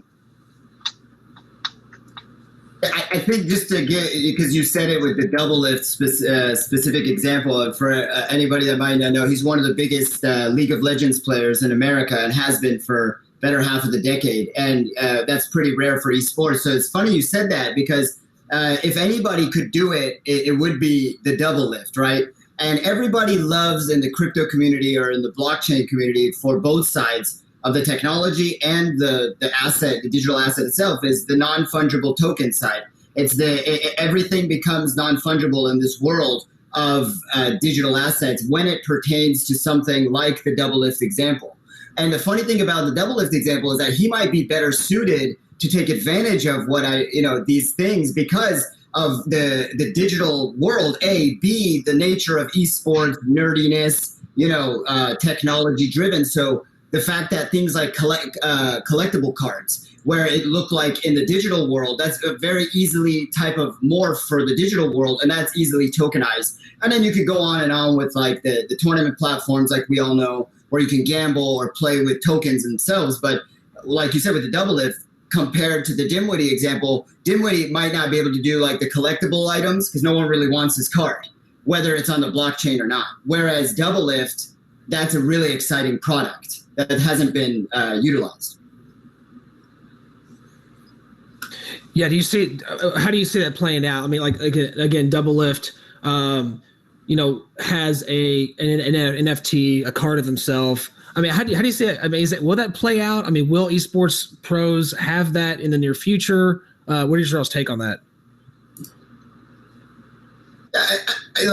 I'm up for everything. I really believe in esports. They haven't scratched the surface of any of their products that are supporting their services. You only have one major team using an AI platform to engage their in-game enhancement, right? You only have a few taking advantage of the merchandising. So when you're talking about technology and these type of really highly unique items, if you're going to compare the NBA to the collectible cards of the past and which one is first, of course, the traditional will always win. But if you're thinking of like unique products to be able to use, NFTs for, this is just a low-hanging fruit idea for anybody. As you see, Dimwitty's been able to, tokenize his contract. Why not, go full on and do all the products, right? Yeah, I think one of the barriers to entry here is that the tools are just not that accessible, right? Spencer understands the space so that he could get access to the tools to do this to his contract, but the average gamer or streamer or professional gamer, esports pro, you might not see Ninja doing this. Now that he's an esports pro, he's more of a streamer. But one of the companies that I advise is Game Credits. It's the 14th cryptocurrency ever created. It's the first gaming cryptocurrency in existence. And one of the things that they're building as an NFT creator to do exactly this is to democratize access to creating NFTs. So you could have an NFT bound to a contract or a collectible card representing a player or anything. It's for game developers and gamers, really anyone, to create any kind of NFT whenever they feel like it. So that, I think, having those types of tools And then the other thing they're building is an exchange to create a secondary market for those NFTs drives mass market adoption because it's easier to get access to both the NFTs and the exchange to create liquidity. 100%. Yeah, ease of access will always be the barrier for all of this stuff.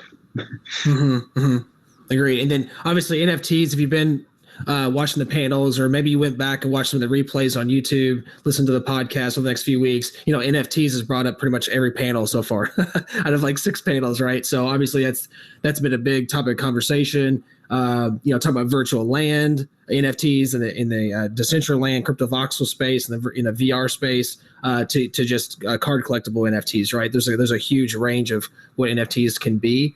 Talk a little bit about in esports space, like having competition. Maybe this is more on the gaming side, but like competitions where you win NFTs, like one of one. Like if you win this particular competition, you get one of one NFT that will never be duplicated, never be changed. When you win, that is yours forever. Like talk about the value in something like that happening. Well, there's value in any limited item, right? Kids. I mean, when I was a kid, I used to stand outside of a shoe store and wait for shoes because they were limited. People still do that to some extent, more so online. Art is the same way. Art's been that way since history began, basically. But now we're digitizing it, right? Just like we've digitized everything else, almost everything else. Even money is now being digitized, finally. It's one of the last analog products. And the generations that are sort of coming into adulthood now are much more akin to adopting digital products. There's apps like Otis where you can take fractional ownership of various limited items.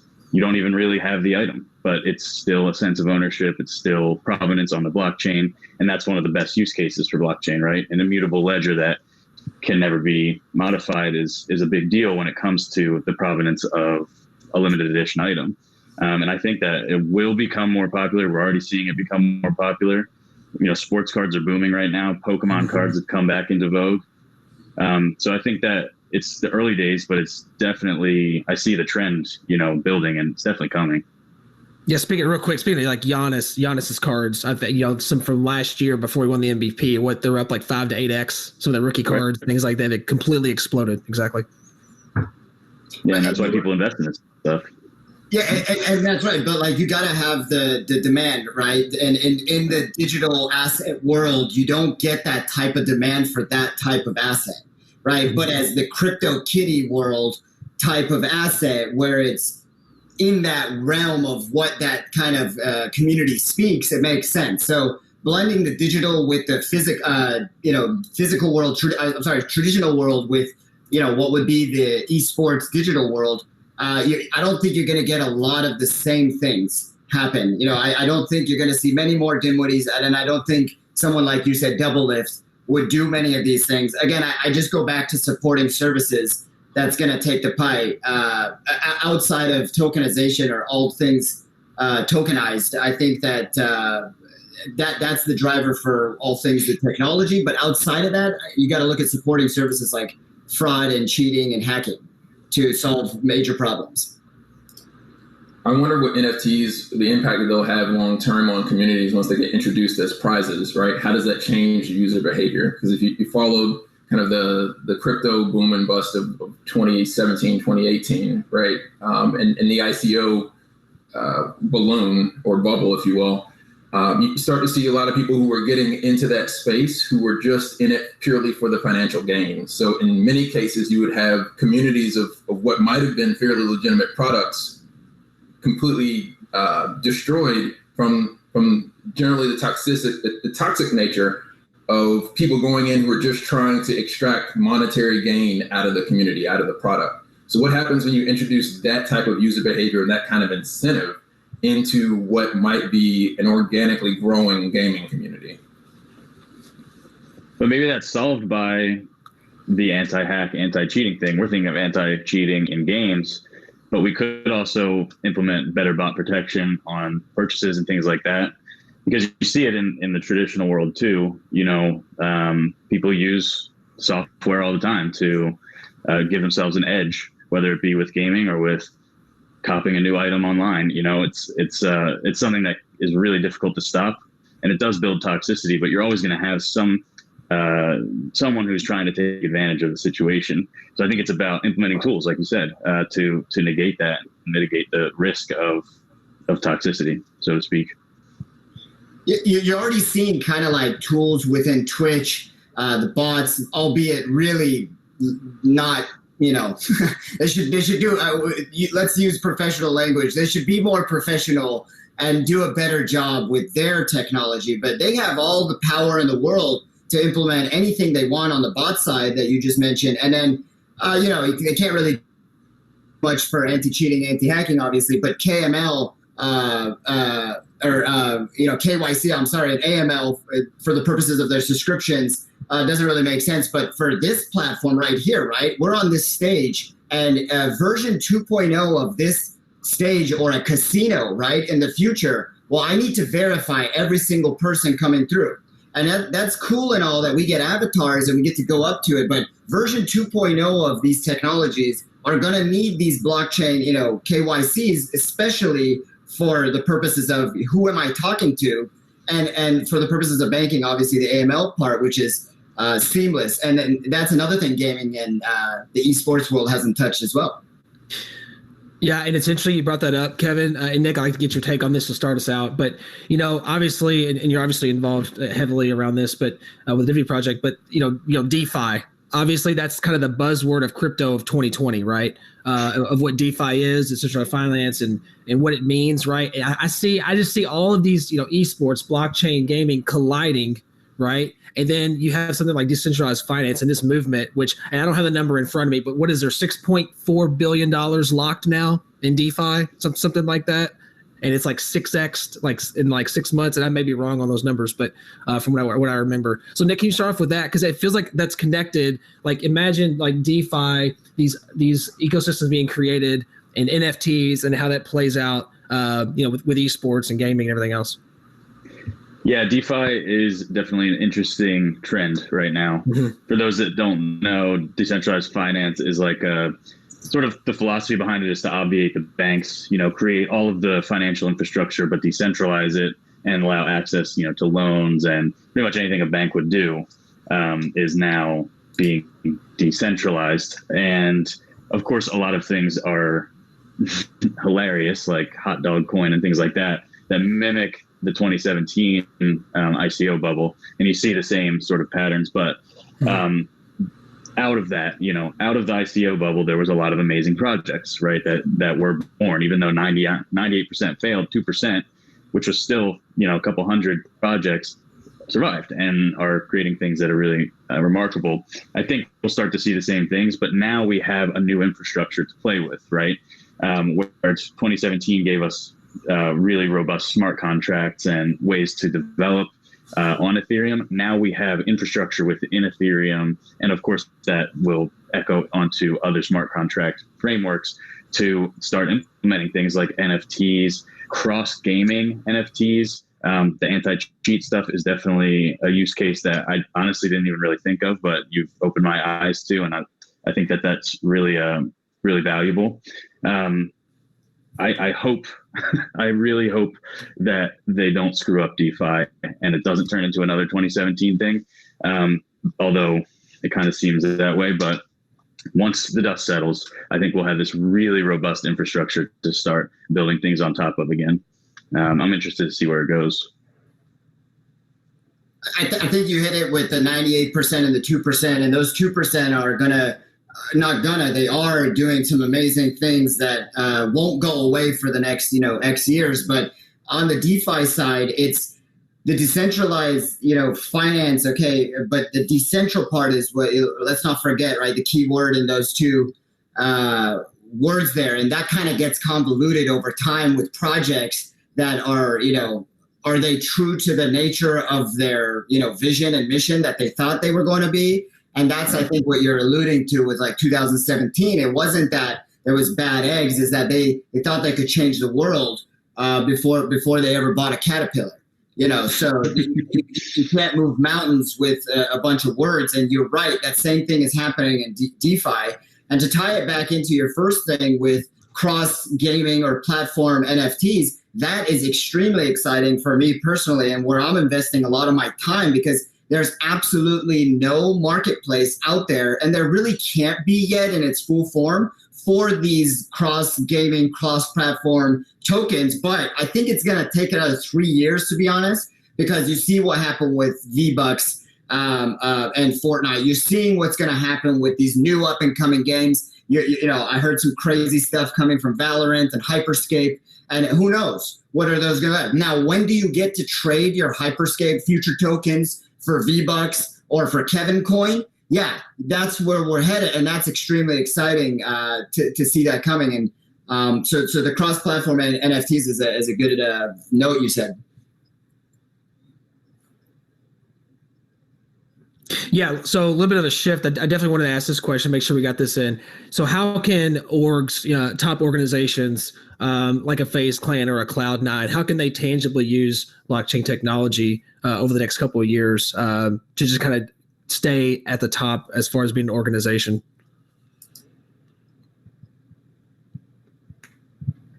I'll go with G2. I like them because not only are they one of the biggest brands, they're pretty well based in Europe, and they have so many different products going. Now for FaZe Clan and for 100 Thieves, for the guys that are going after the merchandise and not so much the esport competition, let's be honest, right? What's the blockchain in for them? I like what Marcus said at the beginning of this conversation is that let's not mistake that esports, if you're not going to utilize like support and services, is a very small industry for anything, period, and let alone blockchain, right? So I'm going to stick to my guns with if you're not doing anti-cheating, anti-fraud, anti-hacking for your game as a developer, which in turn will help the competitive gameplay for your esports league, tournament structure, whatever, then it's not worth it. Right, that's just my 2 cents there. Gaming, we could go on and on about, right? So I like that you brought that up at the very beginning.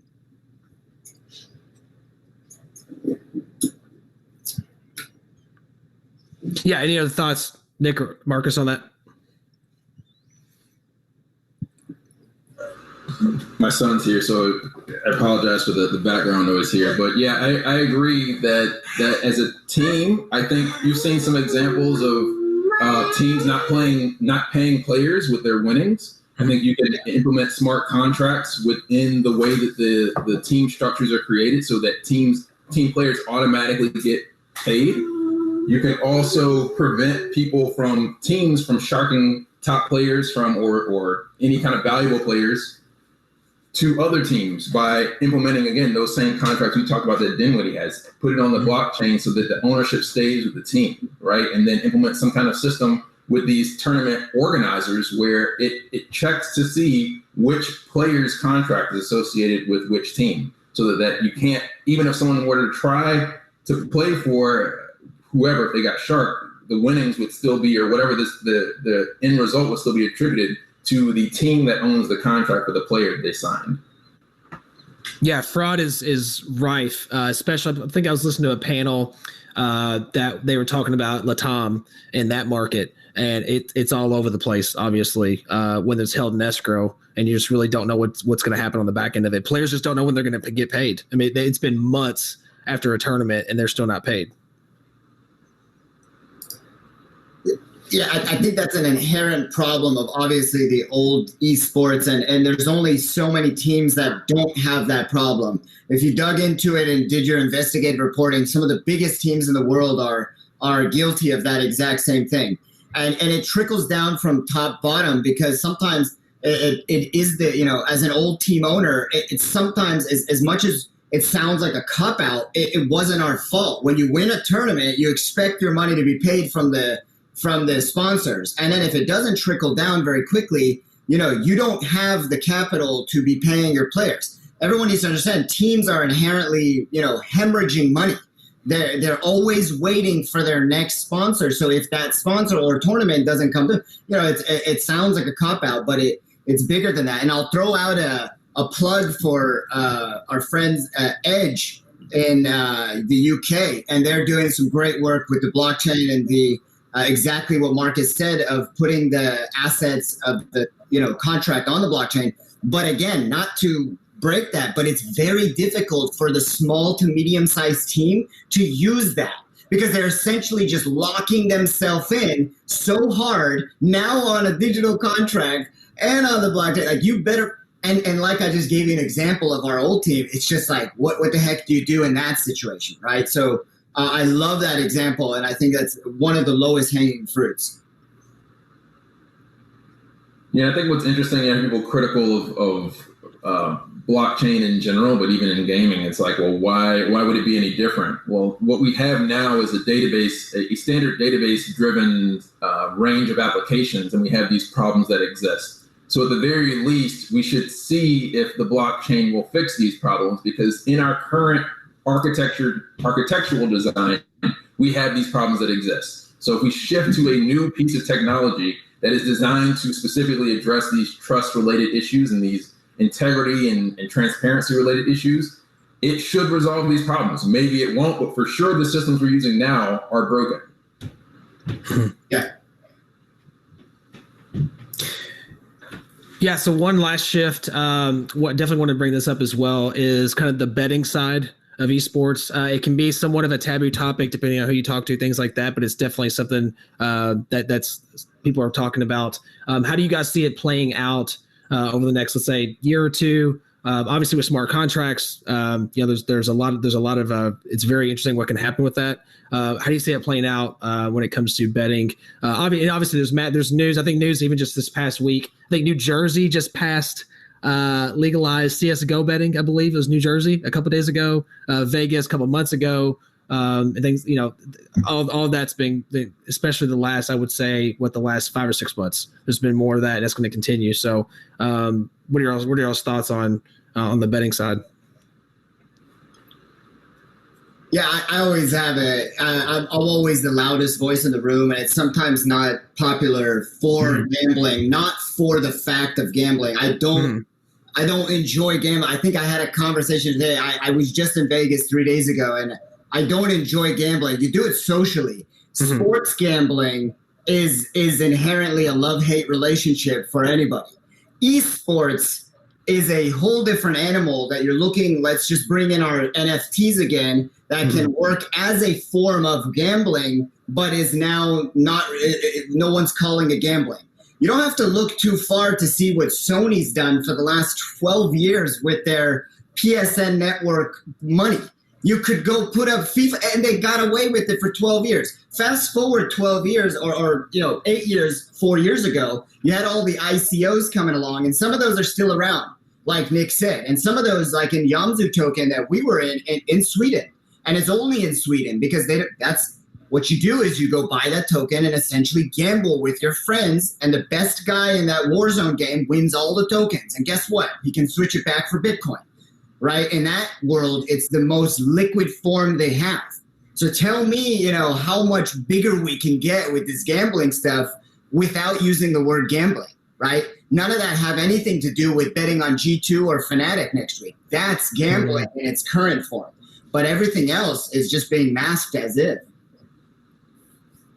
Yeah, I think one of the other opportunities there, Kevin mentioned it earlier, with smart contracts, I think, is finally eliminating like underage gambling, right? If you use KYC and AML, you know the age of the person who is accessing the system, and you can block out people from just, because again, current systems are broken.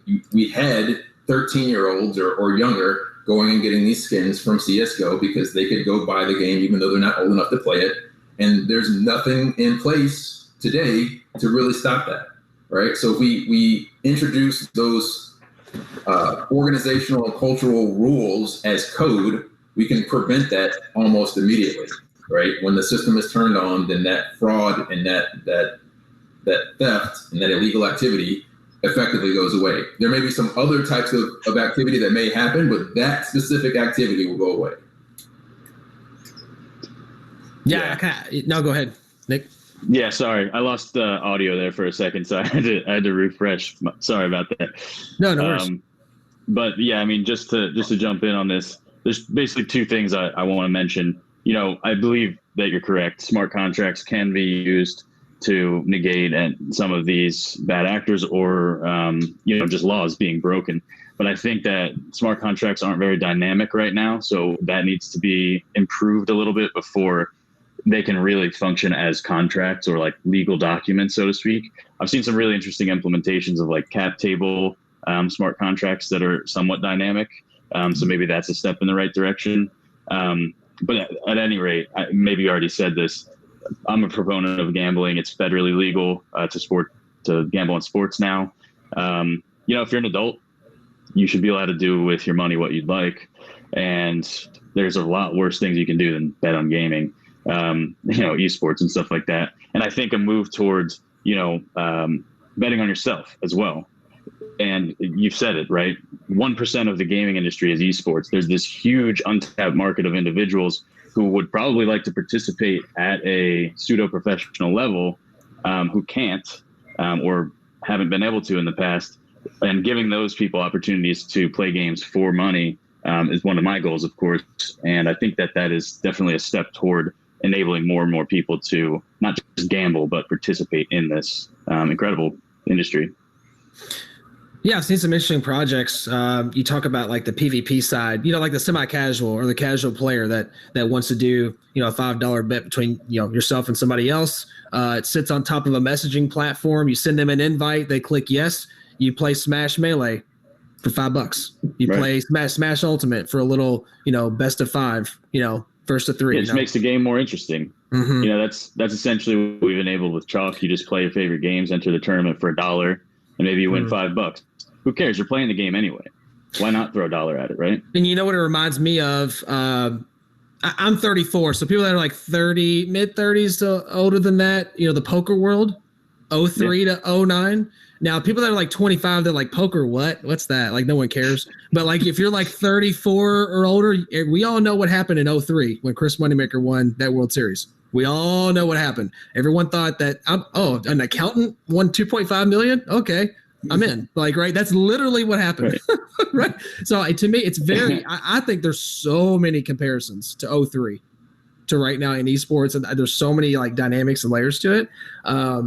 And obviously, you know how all that ended in 09. Not going to go into that story with poker, and in the US, obviously. So anyway, I find that I think it's an interesting parallel, and I know I've talked to you all about this, off air sometimes. So I don't know if you had any thoughts about comparing the two. So no. I was just gonna say, what Nick said earlier about the gambling side. Everything we've said in the last couple minutes about gambling, if you've noticed, again, I said it hasn't been about the traditional go bet on red, go bet on black, go bet on this team, go bet on that team. There's a lot of supporting services. I know I've regurgitated that a lot, but if you look at everything that blockchain or the tokenization of the digital asset can do, it's usually around supporting services or products, fantasy, PvP, all the things we just mentioned with NFTs that can be brought up, what the Divi guys are doing, what you guys just talked about, Nick, and all that, that's untapped. Let me take the power in my hand, exactly what Yamzu's doing, and then give it so that if a professional comes on, can't just hack the system and win millions of dollars because he's good, right? So that's how enhanced we've gotten it down to, and imagine what else we can add on to it, right? So if we're just scratching the surface of what that looks like for gambling, you gotta be really excited. And I'll throw out, I don't know if I said this in the beginning, but if anybody heard about the DraftKings announcement today with Michael Jordan, you gotta be kidding me if you don't think that their esport thing is coming, because guess what? Michael Jordan also invested, 35 into NRG, 35 mil about 3 years ago into NRG with Shaq. I'm sorry if I'm mistaken on the team, but so there you go, right? You already got the strategic advisory coming on to a gambling company, ironic with Michael Jordan, right? And then the esports in the background. So here we go. Yeah, it's an exciting time. I've been to Vegas one time back in January. I went to CES, and I was shocked by how everything in Vegas was some different skin on a slot machine, and that just seemed so uninspired, right? I'd love to see more luck-based, skill-based games. I think esports will get us there. So while I don't personally do a lot of gambling, except a handful of times on the roulette table for fake money, I think having something where you can actually influence the end result of the gambling session with your own personal skill added an extra layer of engagement and excitement to it that you don't normally. And apparently a lot of people find, not roulette, slot machine tables very exciting. But I feel like you have more engagement and more excitement when you're actively involved in the result instead of waiting for whatever the number counter to either mostly make you lose or sometimes make you win. I have to tell a poker story. I have to. You guys are pulling it out of me from old school. It's interesting. You go to the poker room and you leave, or you may tell someone like, oh, what do you do? Oh, I play poker. Oh, you gamble? No. And they'd be like, what are you talking about? Like, yeah, it is. And it's, anyway, I could be here forever talking about something like that. But people that play skill-based games, there's a difference between skill-based games and luck-based games. The end. Like, that's the end of the story, right? So then you add skill-based attached to esports, like PvP on the blockchain, like digitally, being able to do that, like with 2 clicks, it's there. And it's very similar to me looking at skill-based poker back in 03-04, like when it was very young. Online poker was it wasn't brand new, but it was not at scale, right? To me, it's the same thing. It's the same exact thing. We're kind of in that same stage to where, in just a couple of years, I think the growth is really interesting. Again, because of the skill-based aspect of it. Yeah, it's any poker player will tell you the same thing. It's not a game of chance. And I believe that too, as a poker player, somebody who likes poker. I'm not amazing at it, but mathematically. Mathematically, you do, and psychologically, you can influence the game. You can trick people into making mistakes, right? Or you can get them pot committed and make them spend money that they shouldn't, or whatever. There's definitely an element of skill to it, just like there is with gaming. What I like about these newer platforms, or these third party or second layer, however you want to call them, platforms, is the fact that you can be casual. Like, I'm not very good at video games. I love them, but I'm not a competitor, right? Like, I'm not ever going to be on a team, but I can play something that is skill based. And because there's just not a lot of competition, or there are not a lot of competitors in that game, I can still hold my own and maybe make some money, or maybe win the prize, or whatever it is. I feel like that's much more of an incentive than trying to become a pro or whatever. And I don't want to be in a smoky casino, and I feel like the younger generations aren't really smoking as much and don't want to go to Vegas. You've only been once, right? I mean, it's a hassle. It's not even, it's fun, sure. But if I could stay at home and sit on my couch and do it, why wouldn't I? And one thing before I forget, just throw this out here. So my brother's a top 60, top 50 player in the world in Smash Melee. For those that may know him as Reeve, but he's like one of the top Marth players in the world. And, but someone like that's put in 7 years. I mean, think about how much time and effort and VODs, and he's a content creator too. He's a partner on Twitch. Like, all the time he's put into all that, right? But the ecosystem of Melee is so small that the only top 3 players in the world can really make a living. Right. So I think this type of ecosystem that's built out gives, top 10, top 25, top 50, top 100 players the opportunity to compete on those platforms in a game that's skill-based, right? And then the time and effort they've put in, the equity they've put into being, top at their game, gives them an opportunity to make a living. Right. And that's so necessary, as we talked about in the beginning. It's going to become more and more necessary to supplement or supplant your income with something. So just to play devil's advocate here, on that note, let's not forget what had happened for poker in that party poker stage moment where you would blindly go into the dark. And I'm a poker player, Chris, you know this, but you would still blindly go into this dark room, hoping that it wasn't 9 other computers that were run at Panama where they were hosted, and you didn't know. And when you lost that river where you knew it wasn't going to happen because it was a 99-1, but it happened every other night and it happened every other day. And the only way to combat that is to maybe play a tournament and you get lucky and make a final and finally, right? It was a really, really difficult time to play in the dark. So just to bring it back and play devil's advocate for that moment, there was a lot of innovation that came from that 2003 moment, right? you got a ton of new versions of poker. You got a ton of new fast, play it with speed, ramp it up. And then party poker came in, that 2009 moment came in, and it really put us fame for the last 11 years, right? Well, blockchain can solve a lot of that. So to tie it in full circle, we probably won't ever have that happen again. And you mentioned, in the dark for poker back then, right? And Absolute Poker and that huge fiasco there, and Tilt and Full Tilt, what happened with all that, it was just a disaster on so many levels, right? If that was the dark, blockchain is the light. Like you said, blockchain's the light. Right. So to me, let's be honest, that's just not possible, right? If they would have gone through the KYC, if they would have gone through the AML to connect their bank, that hacking of or stealing of or whatever you want to call it would have never happened. It would have been a Mt. Gox moment. Okay, for my friends there that were in Mt. Gox, we participated in that, sadly, and we participated in Cryptsy, one of the first exchanges that was quite large for the LTC market, and both went down in a flame. That would have been a Mt. Gox moment for party poker if it was on the blockchain, right? It's just not possible, but it would have been that Mt. Gox moment where how did that happen? It had to have been an inside job, right? Not your keys, not your Bitcoin. Ruffled some feathers if anybody was a Mt. Goxer back in the day. I know I'm pretty pissed off at myself for saying that,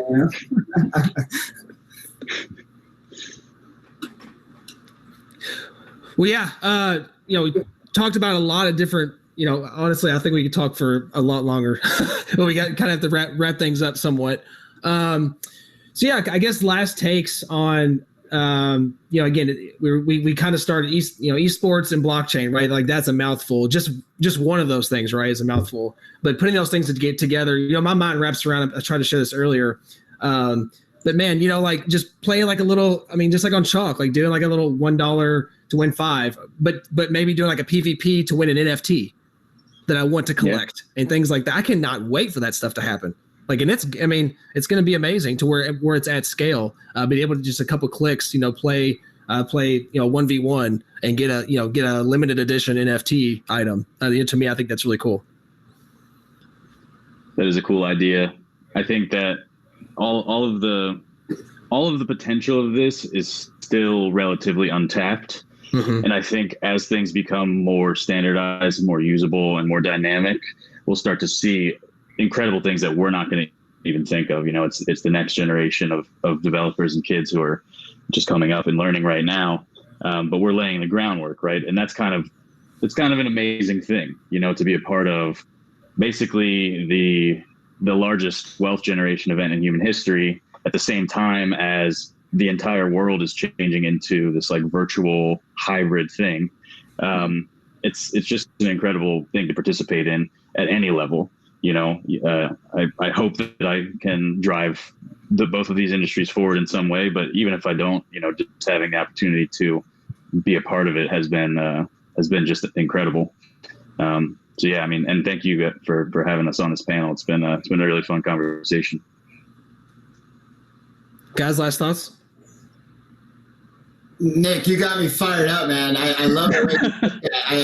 He'll do that. Yeah, he's good at that. No, man. Like the way you put that, because whenever you get down in this industry, which it's really easy to in the blockchain side, much more difficult in gaming and esports because it's an exciting time. You really can't. You throw darts and you make money in the gaming industry right now. But indicative of 2017 ICO. Hopefully not, right? But I love the way you put that. And with that generational wealth transfer, that's the biggest in human history and all those cliche thoughts. But guess what?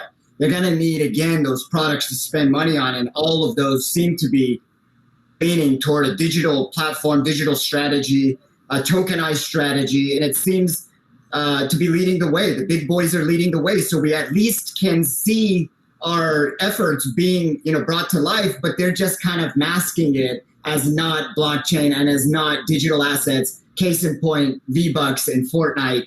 I think it's the best example of what could be if they just switch that, to a token, sort of say. And then I'm just super excited for tokenization. I say it on every panel.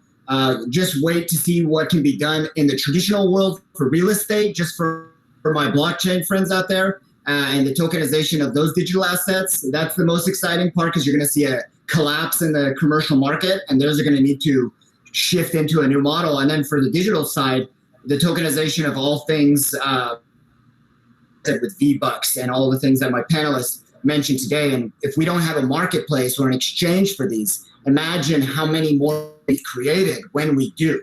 So yeah, I appreciate your time, everybody. Yeah, thanks for inviting us out to this. This is awesome. I think my final thoughts from this is I'm really excited for what blockchain will do to drive engagement in esports in a way that we've never seen in traditional sports, right? You generally speaking don't have an incentive to go and be a spectator in a stadium for football, basketball, baseball game, besides the general entertainment value. But there's nothing there to kind of motivate you to continue to do that on a regular basis. And I think you have the ability, because the gaming industry is digital first, and digital items and digital currencies are part and parcel with the gaming industry experience. Imagine going to the International and seeing a tournament or Madison Square Gardens, and instead of just getting like a paper badge or a nylon badge, you get an NFT as a spectator. And now you've got this entire potential metagame that's happening amongst all of the attendees at this event while this tournament's happening. You would almost never see that in traditional sports, right? Now you've got secondary markets for these things that exist. And it just drives engagement and collaboration and involvement in ways we haven't seen yet. I'm excited for what that will do for the future of the industry. And I got to end to give a shout out. Well, first of all, thank you all for being here. I really appreciate. I know your time is very valuable, so thank you all for being here and doing this. I do have to give a shout out to Andrew Prell, the Convergence of Four Dimensions team, the Silicon Nexus project, because we kept mentioning the ecosystem for NFTs, right? Tradable across platform, cross games, right? Developers coming in and creating those games from the indie side. That's what they're trying to create. That's what they are trying to create, is that ecosystem. So I got to give a shout out to them. And again, thanks for Andrew for doing this and having the platform here on Gamer Job. Yeah. All right. Yeah. So if you're on the live stream and you caught the tail end of it, this will all be repurposed. You guys know how this rolls. It'll be a new video. It'll be highlight videos on multiple platforms. It'll be a podcast on multiple podcasts. That's all going to be out over the next 3 or 4 weeks. So we're excited to do that. If you missed it, you'll be able to catch it on another platform. So look out for it. Marcus, Nick, Kevin, thank you very much for being here, y'all. Thank you. Appreciate it. Guys. Nick, Chris, Marcus, have a good night, everybody. Take care. You too. See ya. Cheers. All right. Thanks, Marcus, man. Appreciate you. No problem, man. Later. Yeah. See ya.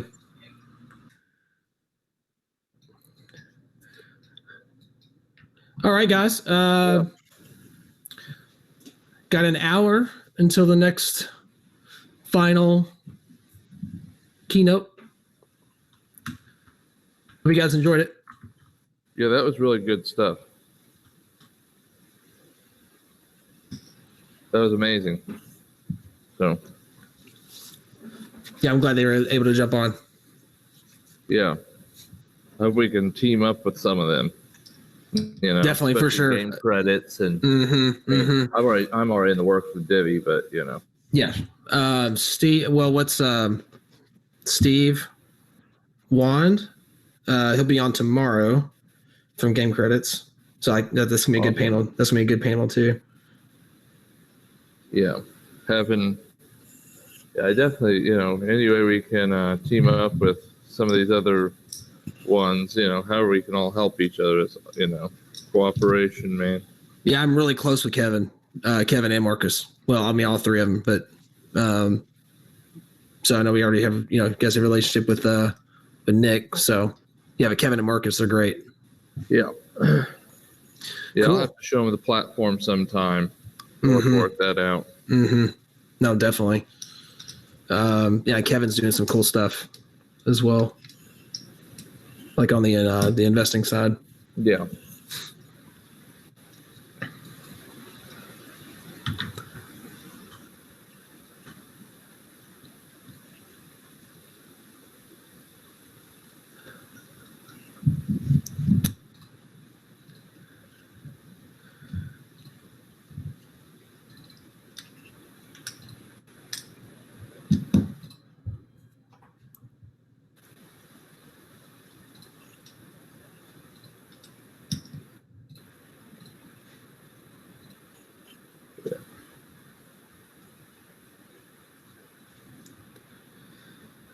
right. I'll probably take a break for a little bit and come back at. I think I will too. I think I'm going to go 15 grab Coca-Cola. Yeah, 15 or 30, like and then so that the midnight is. Yeah. Okay. So it's just Matt. So Matt's doing his keynote. DCL blogger. Cool. All right. Okay. We'll see you guys in a little bit. All right. Yep. I'll be back too.